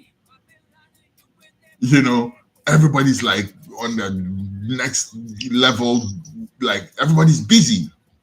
Long story short. So it set me back to, you know, back from the live music to, and I realized that no, I need to do something, you know, because now I don't have a band, but I have to do something. So there's a virgin who had a studio, and I went there, spoke with him, and started to run an album. But after I started recording the album, I paused to go do the Where the Money rhythm because I felt like, okay, there's a lot of work to be done. If I put out the album, that's just one album out of so many that other people will be putting out. Whereas I could work on a project which will feature a lot more people, you know. And the best vehicle for that for me was the rhythm concept. So we put out the rhythm, Fanti Man Juju, enough respect, you know, he built this beautiful rhythm, which we have all come to know as the Where the Money rhythm. Yeah, definitely. And then check it out. Love it, you know. Yeah. And then we decided to invite, initially the idea was to bring 10 reggae dancehall artists from Ghana on it. Before we realized, once the rhythm got out, and you know, everybody in the fraternities are brethren, right? So you start getting calls about, yo, bro, you never call me. You know, how come you put out the rhythm and you never call me? I'm like, you know what? I'm sorry. Let's speak with the producers and see what can be done. And then we bumped it up to 15. From 15, bumped it up to 20. From 20, before we realized we almost had 30 different artists from Ghana on that rhythm. That's beautiful. Yes, almost 30 artists, like 28 artists, I think. And then we invited Turbulence to come headline it. I mean, not headline, but to come feature on it. And then also one sister called Misha Steele, who a New York-based artist, you know, beautiful singer. I've done a few songs with her. And also brought this brother called King Kanashii, so these are the 3 artists that are not from Ghana who are on the rhythm. Okay. Everybody else is from Ghana. That's how we try to do. We try to use that to showcase to showcase the talent, the different talents, not just in the music itself, but in the promotion, in the artwork, in the, you know, the DJs are doing their own thing. We built a WhatsApp platform for radio DJs across Ghana, right, all the way to the north.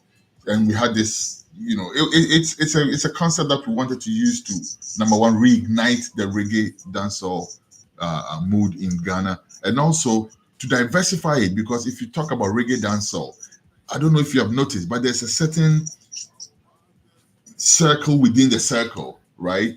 Because you see people like Shatawale, you see people like Samini, you see a few other people's episode, these kind of people, and that's supposed to be the dancehall front. But that is not the dancehall front. That's a segment of the dancehall front, the reggae dancehall front, I should say, right? Because you have people like Osajif who have been here forever. You know, you have people like Ras Boomba who has been here forever. Who's Boomba to do bass and vocals. Yes. Boomba is a serious bassist as well. Yeah, but I love how the brother. Yeah. His thing. You know, but all these artists don't get the recognition because that space has been taken over by a circle within the circle, which is the work of the so-called gatekeepers. And that's something we'll talk about another day, you know. But there's we got to. Time is up, right? No, time is not really. I mean, time is kind of up, but it's not hard and fast like that. Your point. Just you know. Take But it. yeah, Take but it. so yeah, we basically decided to bypass the so-called mainstream and showcase Ghana reggae dancehall to the world, right? FYI, we did invite people like Samini, and they were dragging their feet a bit too much, so we just decided to move on without them, you know, and all of that. But eventually, we were able to put out something, you know, give thanks, that I believe represent. There were talents that we didn't even know existed. Alapta One, this young sister from the, you know, she's based up north, I think. I didn't know about her until then, you know, and somebody introduced her to us. We put her on the rhythm. Beautiful music she churned out. This sister called Alice Koina. I didn't know about Alice Koina. Black Rasta introduced her, and see what she did with the rhythm. You know, Jafinga, Jawise, name them. Like, I was shocked with the level and the degree and the variety of talent that came on that rhythm. You know, and and just as I round up on that point, we also we're bringing the rhythm to Africa, right? So this year we have about 5, and this time we're going to keep to our word. We're not going to, you know, go up anymore. We have just about between 5 and 7 artists from across Africa who are going to be on that rhythm. We have a brother called Be Clean from Nigeria. We have another brother called Fire from Nigeria. We have one called Stoneface Priest from Kenya. We have one brother from Namibia. We have a sister from Sierra Leone, you know. And yeah, so we're going to do a continuation of that project, but this time it's not Ghanaian artists, it's African artists, you know. And yeah, so basically that's what that is. So how much time we got? As much time as you want. You're in charge. Oh, okay. I got another one I want to hear you out about, man. You're in charge. Yeah, okay. So now, His Majesty have a thing to say about I know you're familiar with that, and I'd like you to just give us your take on it, how it reflects on where we're at, you know? Yeah. Like when His Majesty say we should not be content seeing trends and latching onto them, right? Mm-hmm. I'm trying to follow the word trends. What you know, what does it mean? Seeing trends and latching onto them, but or even just starting a trend, right? Like I start something and then I stop, right? Mm-hmm. Or I sit there and I say, I've set this thing up and I hope it works. But I'm thinking of it in a larger meaning of like, what is a trend? When His Majesty say we should go beyond them, right? Mm-hmm. And how do you see that? Because all these things we're talking about, biology class, music class, all this, we're talking about it in terms of some fixed. Mm-hmm. They were giving us something, right? And they've given us an understanding. Matter of fact, you think of, I'm thinking of trends in terms of forms and categories, right? Mm-hmm. People capture a moment and say, this is what it is. You know, to put a name on it, right? Mm-hmm. So, what is your notion? How do you think about that situation in terms of how they think about trends? You know, this is how they do politics. Yeah. It's just a trend, so to speak. If we look at timelessness is just one period's form of, and one place's particular form of, the West's particular place form of that's dominating, right? Yeah. And democracy, all these kinds of the culture, like with throughout the conversation, we're talking about how the meanings have to be our meanings. Now, what do you think about that in terms of His Majesty saying that, it's not enough to just see something and jump on it? Or because that's what we're doing. We talk about AI, talk about social media, right? Basically, and social media is perhaps the best manifestation of that. I always like to see things from different angles, right? So when we talk about trends, there could be a positive angle to that, but absolutely, let me look at that first, and then I come to what I really want to say about that trend thing. Because what you really want to say, that's what distinguishes it, right? Yes, basically. So if you take trends, right, you're talking about something could be in effect, and it's so profound that people want to jump on it and ride along with it. Like I said, it could be a positive thing. For instance, if there's a trend of like what happened with the French-speaking countries, for instance, in Africa, right?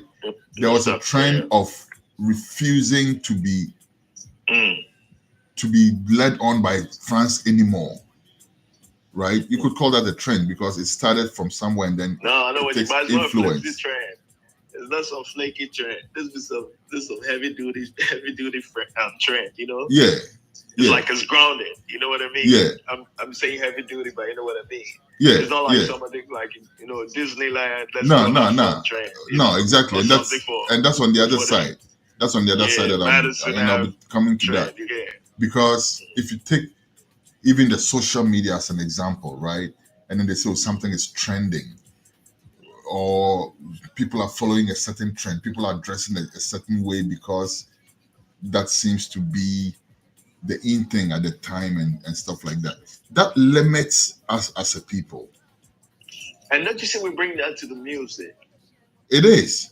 And our politics and our philosophy. Yes. And anything we look at. Yes. We do just that. But it's shutting your mind to creating something new because you're always waiting for the next thing. And I always wonder, what I used to wonder back then.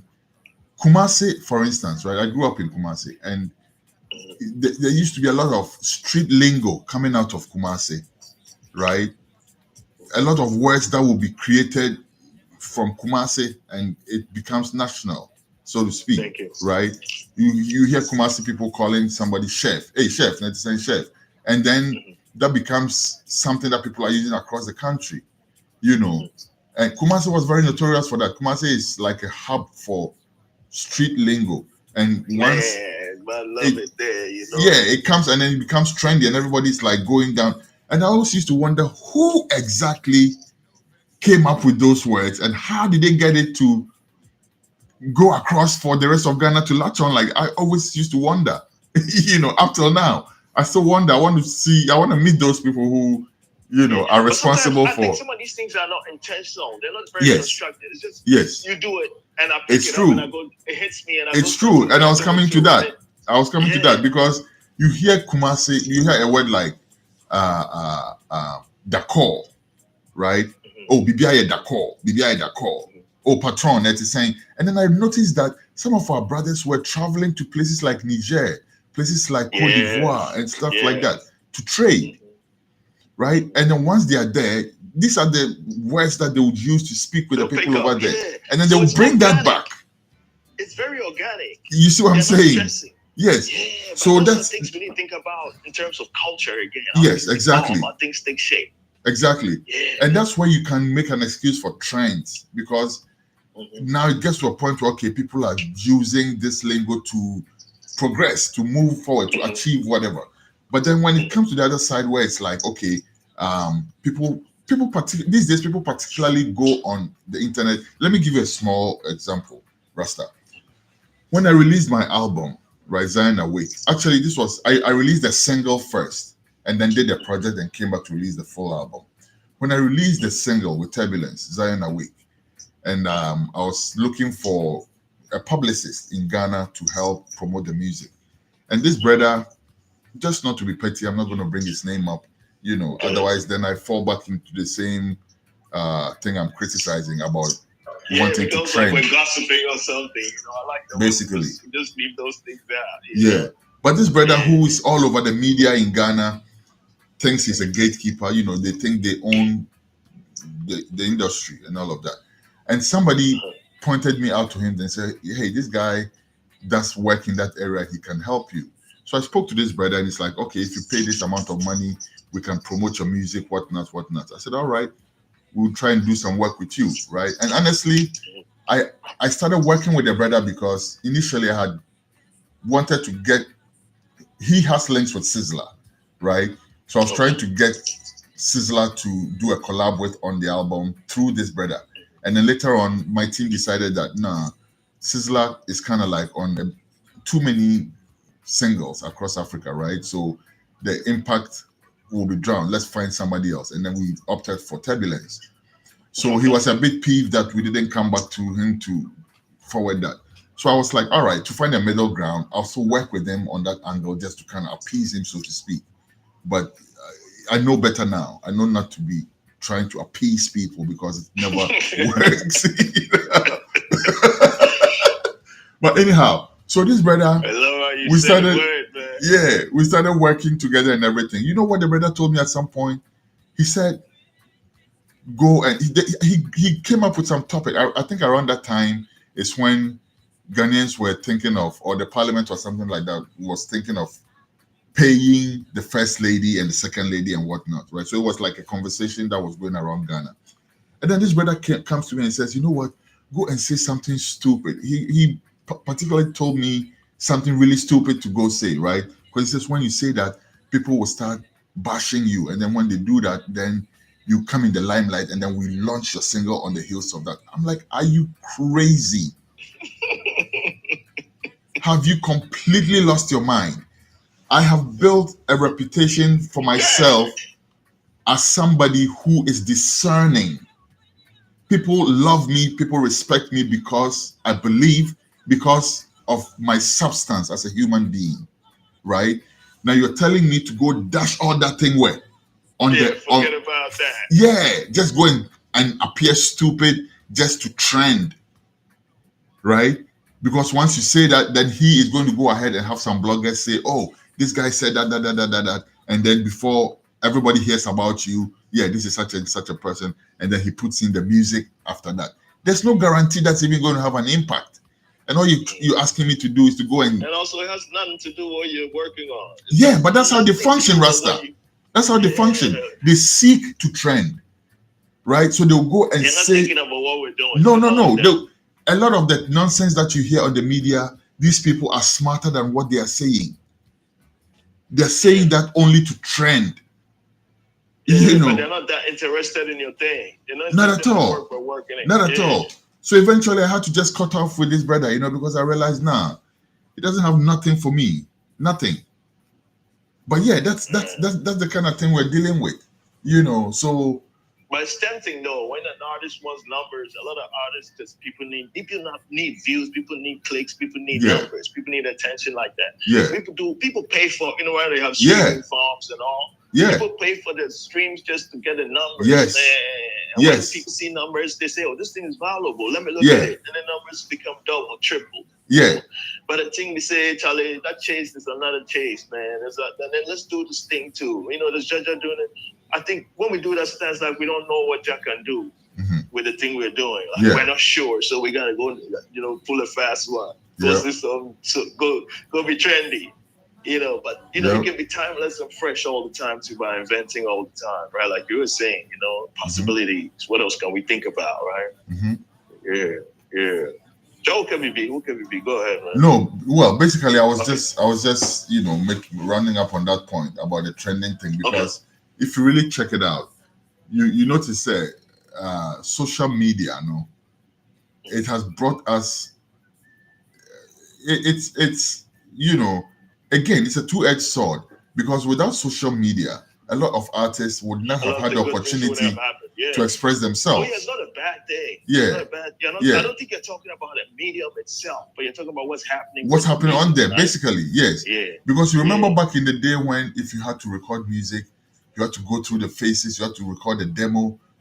I know what we've been through. Drumming on the table and singing along that just to lay down the idea, and then you will go and look for some Panji or some Indupese or something like that, but you need money to do that, And even for places like Panji in there, you will go there with Charlie, you will go there line top, you will see, say, you will go to the studio like 5 times, reach your 10, so.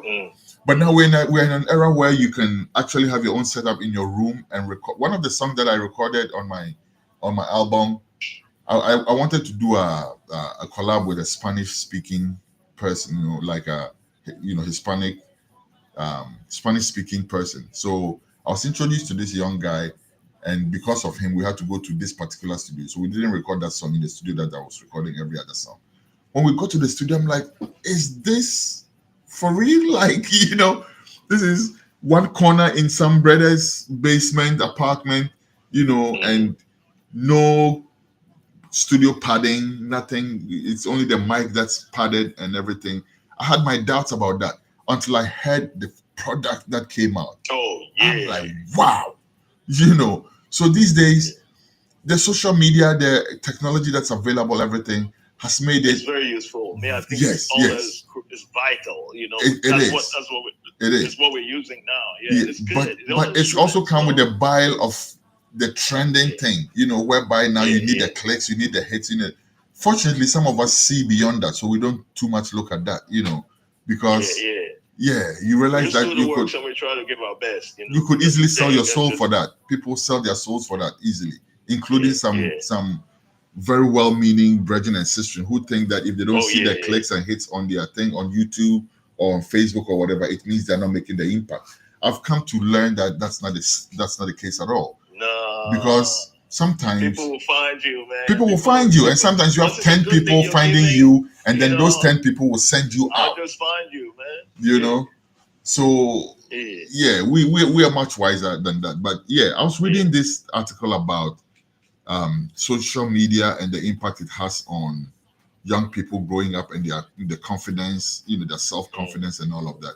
It was a great eye-opening piece, because there's this thing where young people can easily fall into the trap of trying to seek or trying to judge their worth by how people respond to them on social media, right? You put a photo of yourself on social media and you don't get 100 clicks, it means people are not feeling you too much. Stuff along those lines. And it's dangerous because it can actually affect. Because your sense of self is feeling some way. Yes. So it's important to detach ourselves from that, to detach the work that we're doing from the kind of approval that we could be getting on social media. Social media is just one small aspect of what we do, and basically. So it's important not to use that as a yardstick for the impact of what we're doing or for judging our self-worth at all. True. And like tapping into more possibilities, what can happen, right? Rather than right now, just checking it. Just before we started talking, I was looking at just some ad where they watch, where did it talk about, say, social media is obsolete. What they mean by that is that there's a new kind of app that's been designed to do something that maybe takes care of what social media does, but in another way, such a way that we're not going to call it social media no more, right? Now, if today I'm sitting here and being ready to go give a lecture on how to master using social media, I'm very obsolete when that thing pops up today and then something else happens, right? But I'll be speaking like an expert. And back to like what we've just been talking about over and over, how we take forms and categories that are received, but we're not thinking too much about the movements of things, right? And how we, like Father to say, how we should think more about what else is possible with this thing. Like, okay, like I'm thinking of this, like journalism, right? Yeah. is it okay to say that it's very much an art, It is an art and it is a more science about too. creativity? Yes. Because as you were saying the other day, there's no journalism that's objective. You cannot be objective. You always represent, even when you say you don't have an ideology, that not having an ideology is an ideology. Yes. But what type of idea is that? Because anybody that says that, I'm just reading the news, man, they're joking. Yeah. Your body gestures, they're not fitting into the meaning. Yeah. You're just as still as possible. Yeah, you know exactly. What I mean? So yeah, but it's good that journalists have an idea, perspective, but then what is that idea in the first place? Yeah. And then what are you pushing? So I see that you create based on that. You get me to think about something a certain way. You create a scenario, create a scene. Yes. You create situations, and you get me to think about it a certain way, right? Yes, and that's So, why. Sorry, go ahead. Yeah, go ahead. So I just want to talk about it in that way, so that let's say if I want to be a journalist and I'm listening to someone who's been doing it, can open my mind out to the idea of possibility that we've been talking about throughout this conversation. Like, what else is possible? Yeah, right. And that's where just make me think about journalism like that. Yeah, that's where the importance of the editorial comes in, right? Because if you go to journalism school, journalism 101 is that you stay neutral, you stay in the middle, you just give the news as is, right? But imagine so this is the thing with journalism, with the media has become something that has been commercialized. Okay, so you can no longer sit down and pretend that whatever you're hearing is necessarily the truth. We know how news can be skewed. We know how certain people, media moguls with investments in several media platforms, can pick up an agenda and use these platforms to push that agenda, right? So if you're a journalist, your duty goes beyond what's the word, churning out whatever you're told to read out, or even whatever you see on the horizon. You're supposed to punch holes into that. You're supposed to present your own idea of what is going on. Which totally goes against what you're calling journalism 101.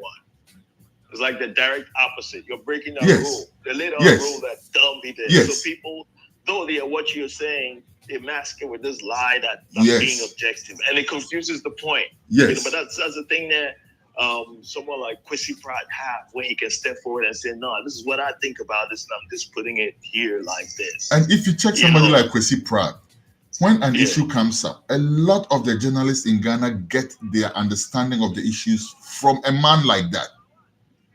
Because there are issues that may come up that people do not know. And journalism is broad, right? There's sports journalism, there's medical journalism, there's the mainstream politics. There's journalism of everything. So it's not possible for any journalist to be like a master of every subject, right? Absolutely. As a journalist, you are constantly learning, you are constantly upgrading your knowledge on certain things.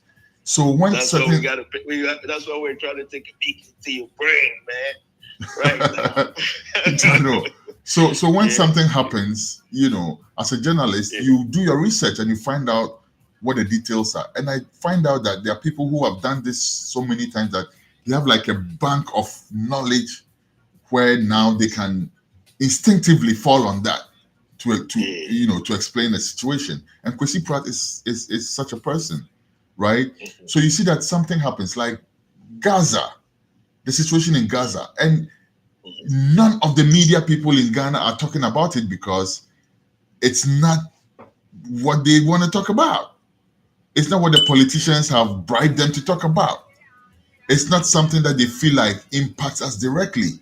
So they don't say nothing about that. But somebody like Kwesi Pratt will come and put that on the front burner and explain it to the point where you cannot walk away from it. And apart from not being able to walk away from it, you also come to understand the issues so that next time you are talking about it, much of what you're talking about really is knowledge that you got from somebody like Kwesi Pratt. And that's the impact that journalists are supposed to make. Right? rather than be True, like, which means okay, I'm he neutral works and hard on all levels. What you said? yeah, nah. Rather than being like I'm neutral and I don't have an opinion. If you don't have an opinion, you're a zombie. As a That one journalist, is, you have to have an opinion. that one Google can deal with that. Can deal with those parts for us. Whatever you say, Straight you up. don't have an opinion.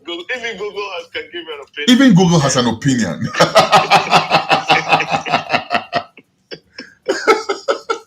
You know?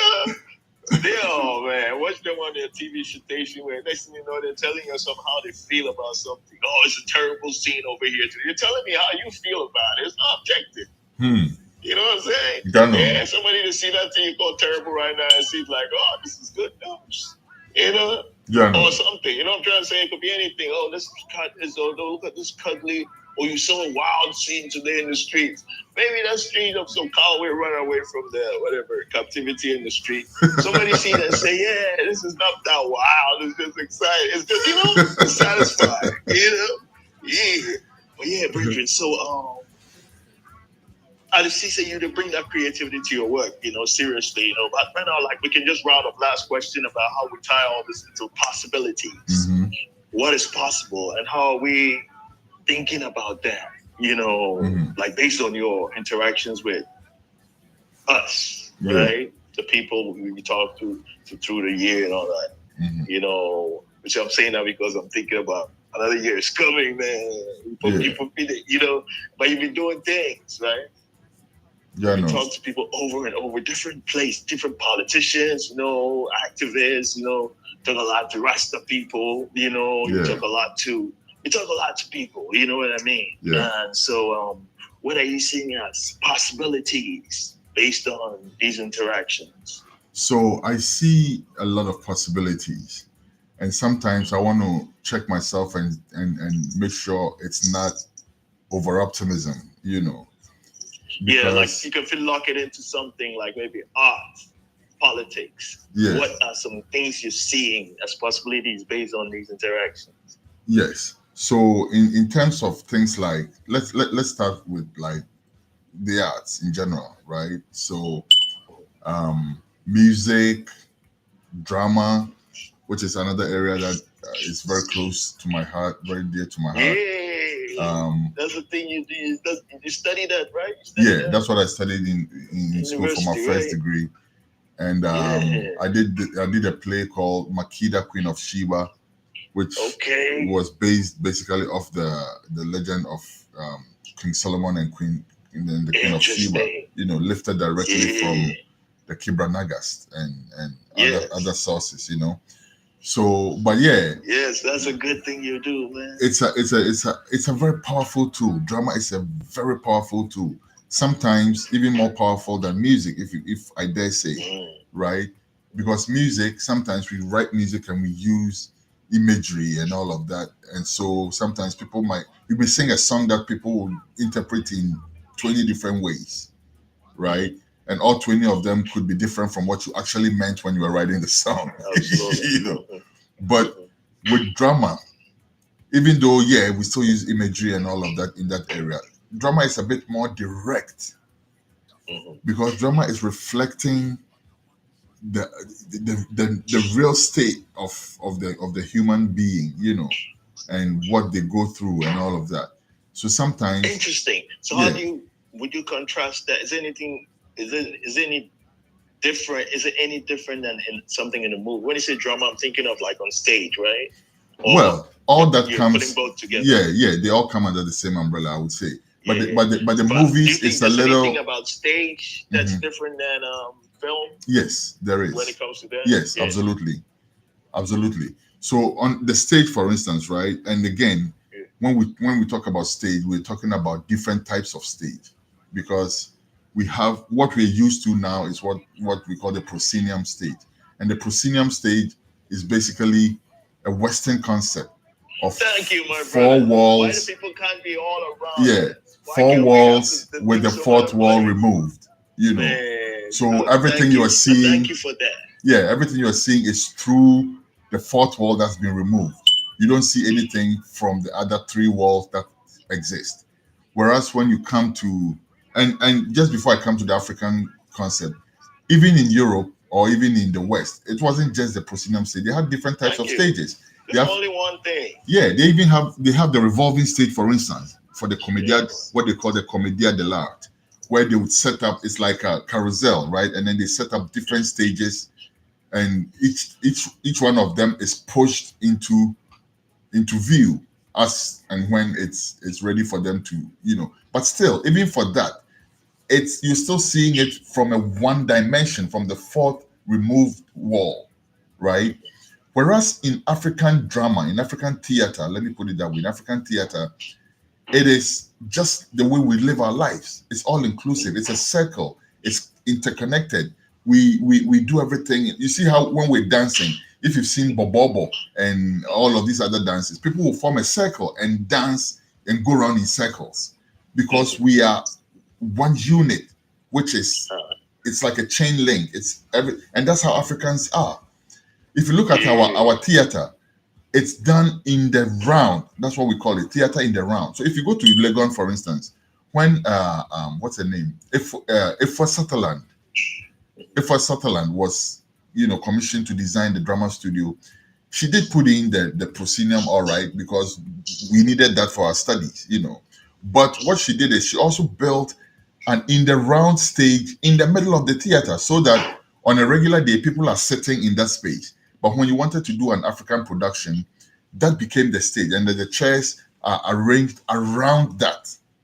That's brilliant. Yes. So you notice that if you go to the chief's palace, the chief is sitting down, the elders are over there, and then the rest of the people come in and form the rest of the circle.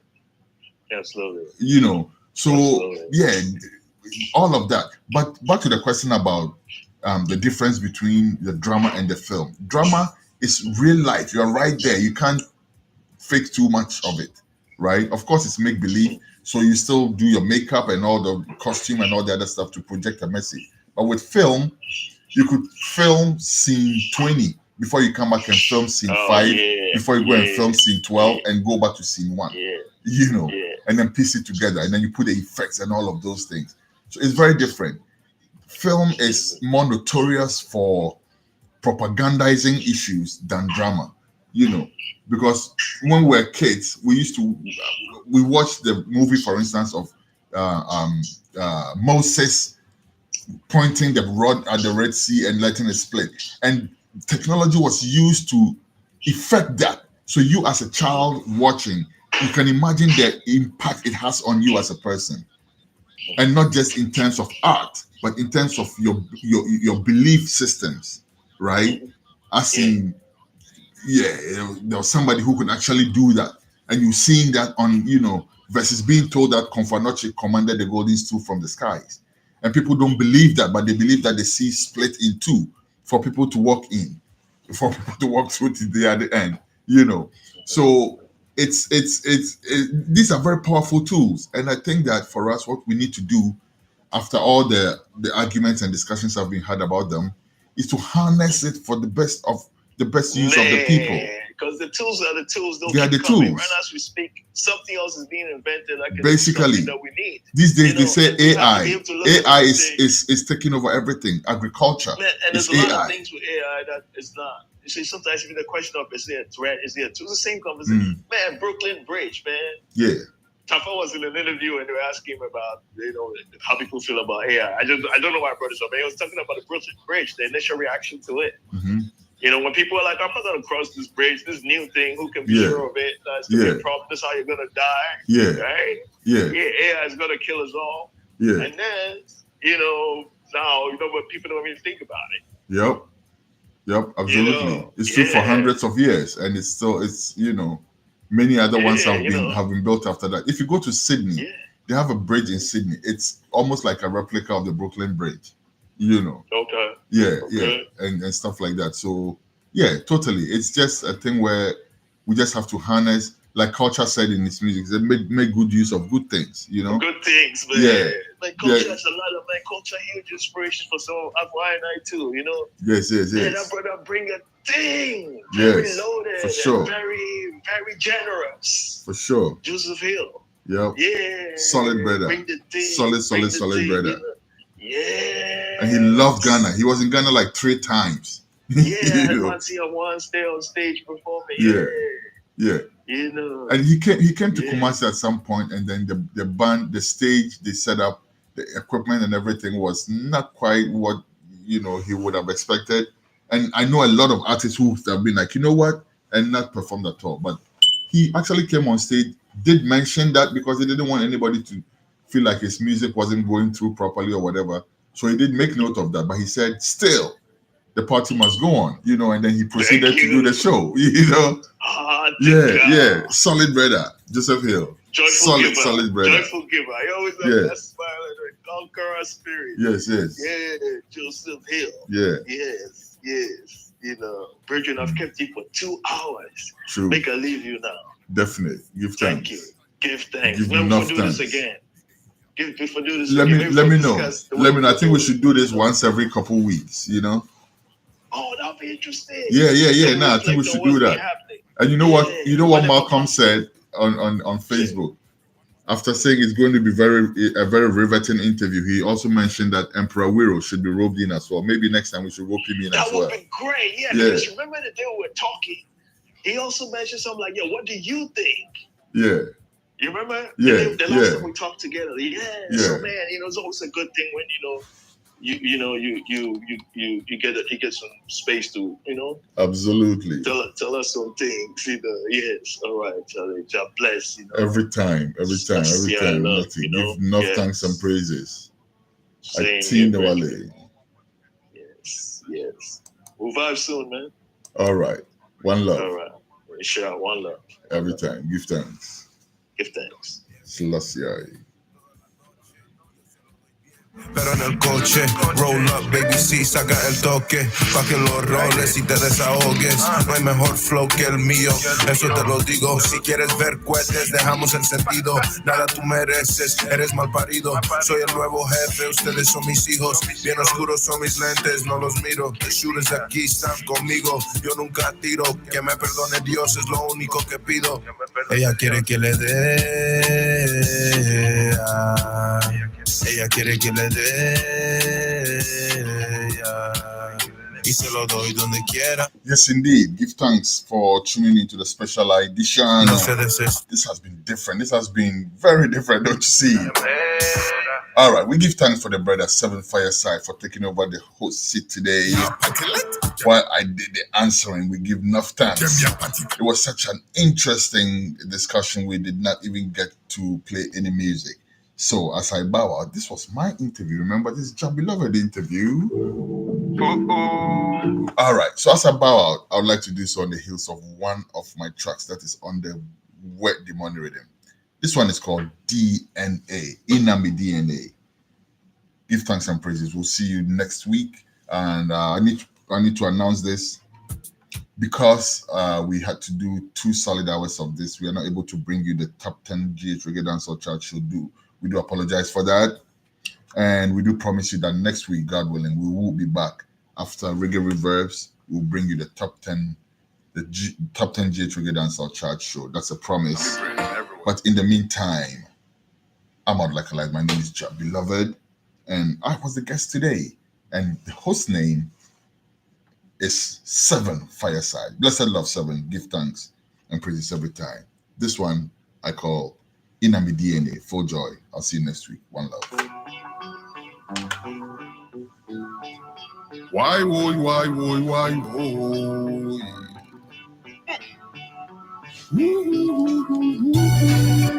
A leopard cannot change his spots, neither an Ethiopian his skin color. But why would you even want to ever? Blackness is human nature. Blackness is my culture. You only to look too hard to realize that my blackness is a salient feature. Born in Africa, continental soldier. Repatriation is a must. I still is the ultimate. That song is on now. And I was the same. Kunta Kinte ancestor. Radio culture. Come up to warrior. Send up and send up. I want the same man them take from Elmina. Same man who chase the crazy ballet them. From Madua. I'm Chaka Zulu once again. To your shackles on the chin. No washing of the brain. I still rise. I rise. Whoa. It's in my DNA. John, no, I got no apology. I say it's just that part of me that makes me strong, that makes me proud, that makes me me. That song is on Radio culture, radio culture, radio dance, radio culture.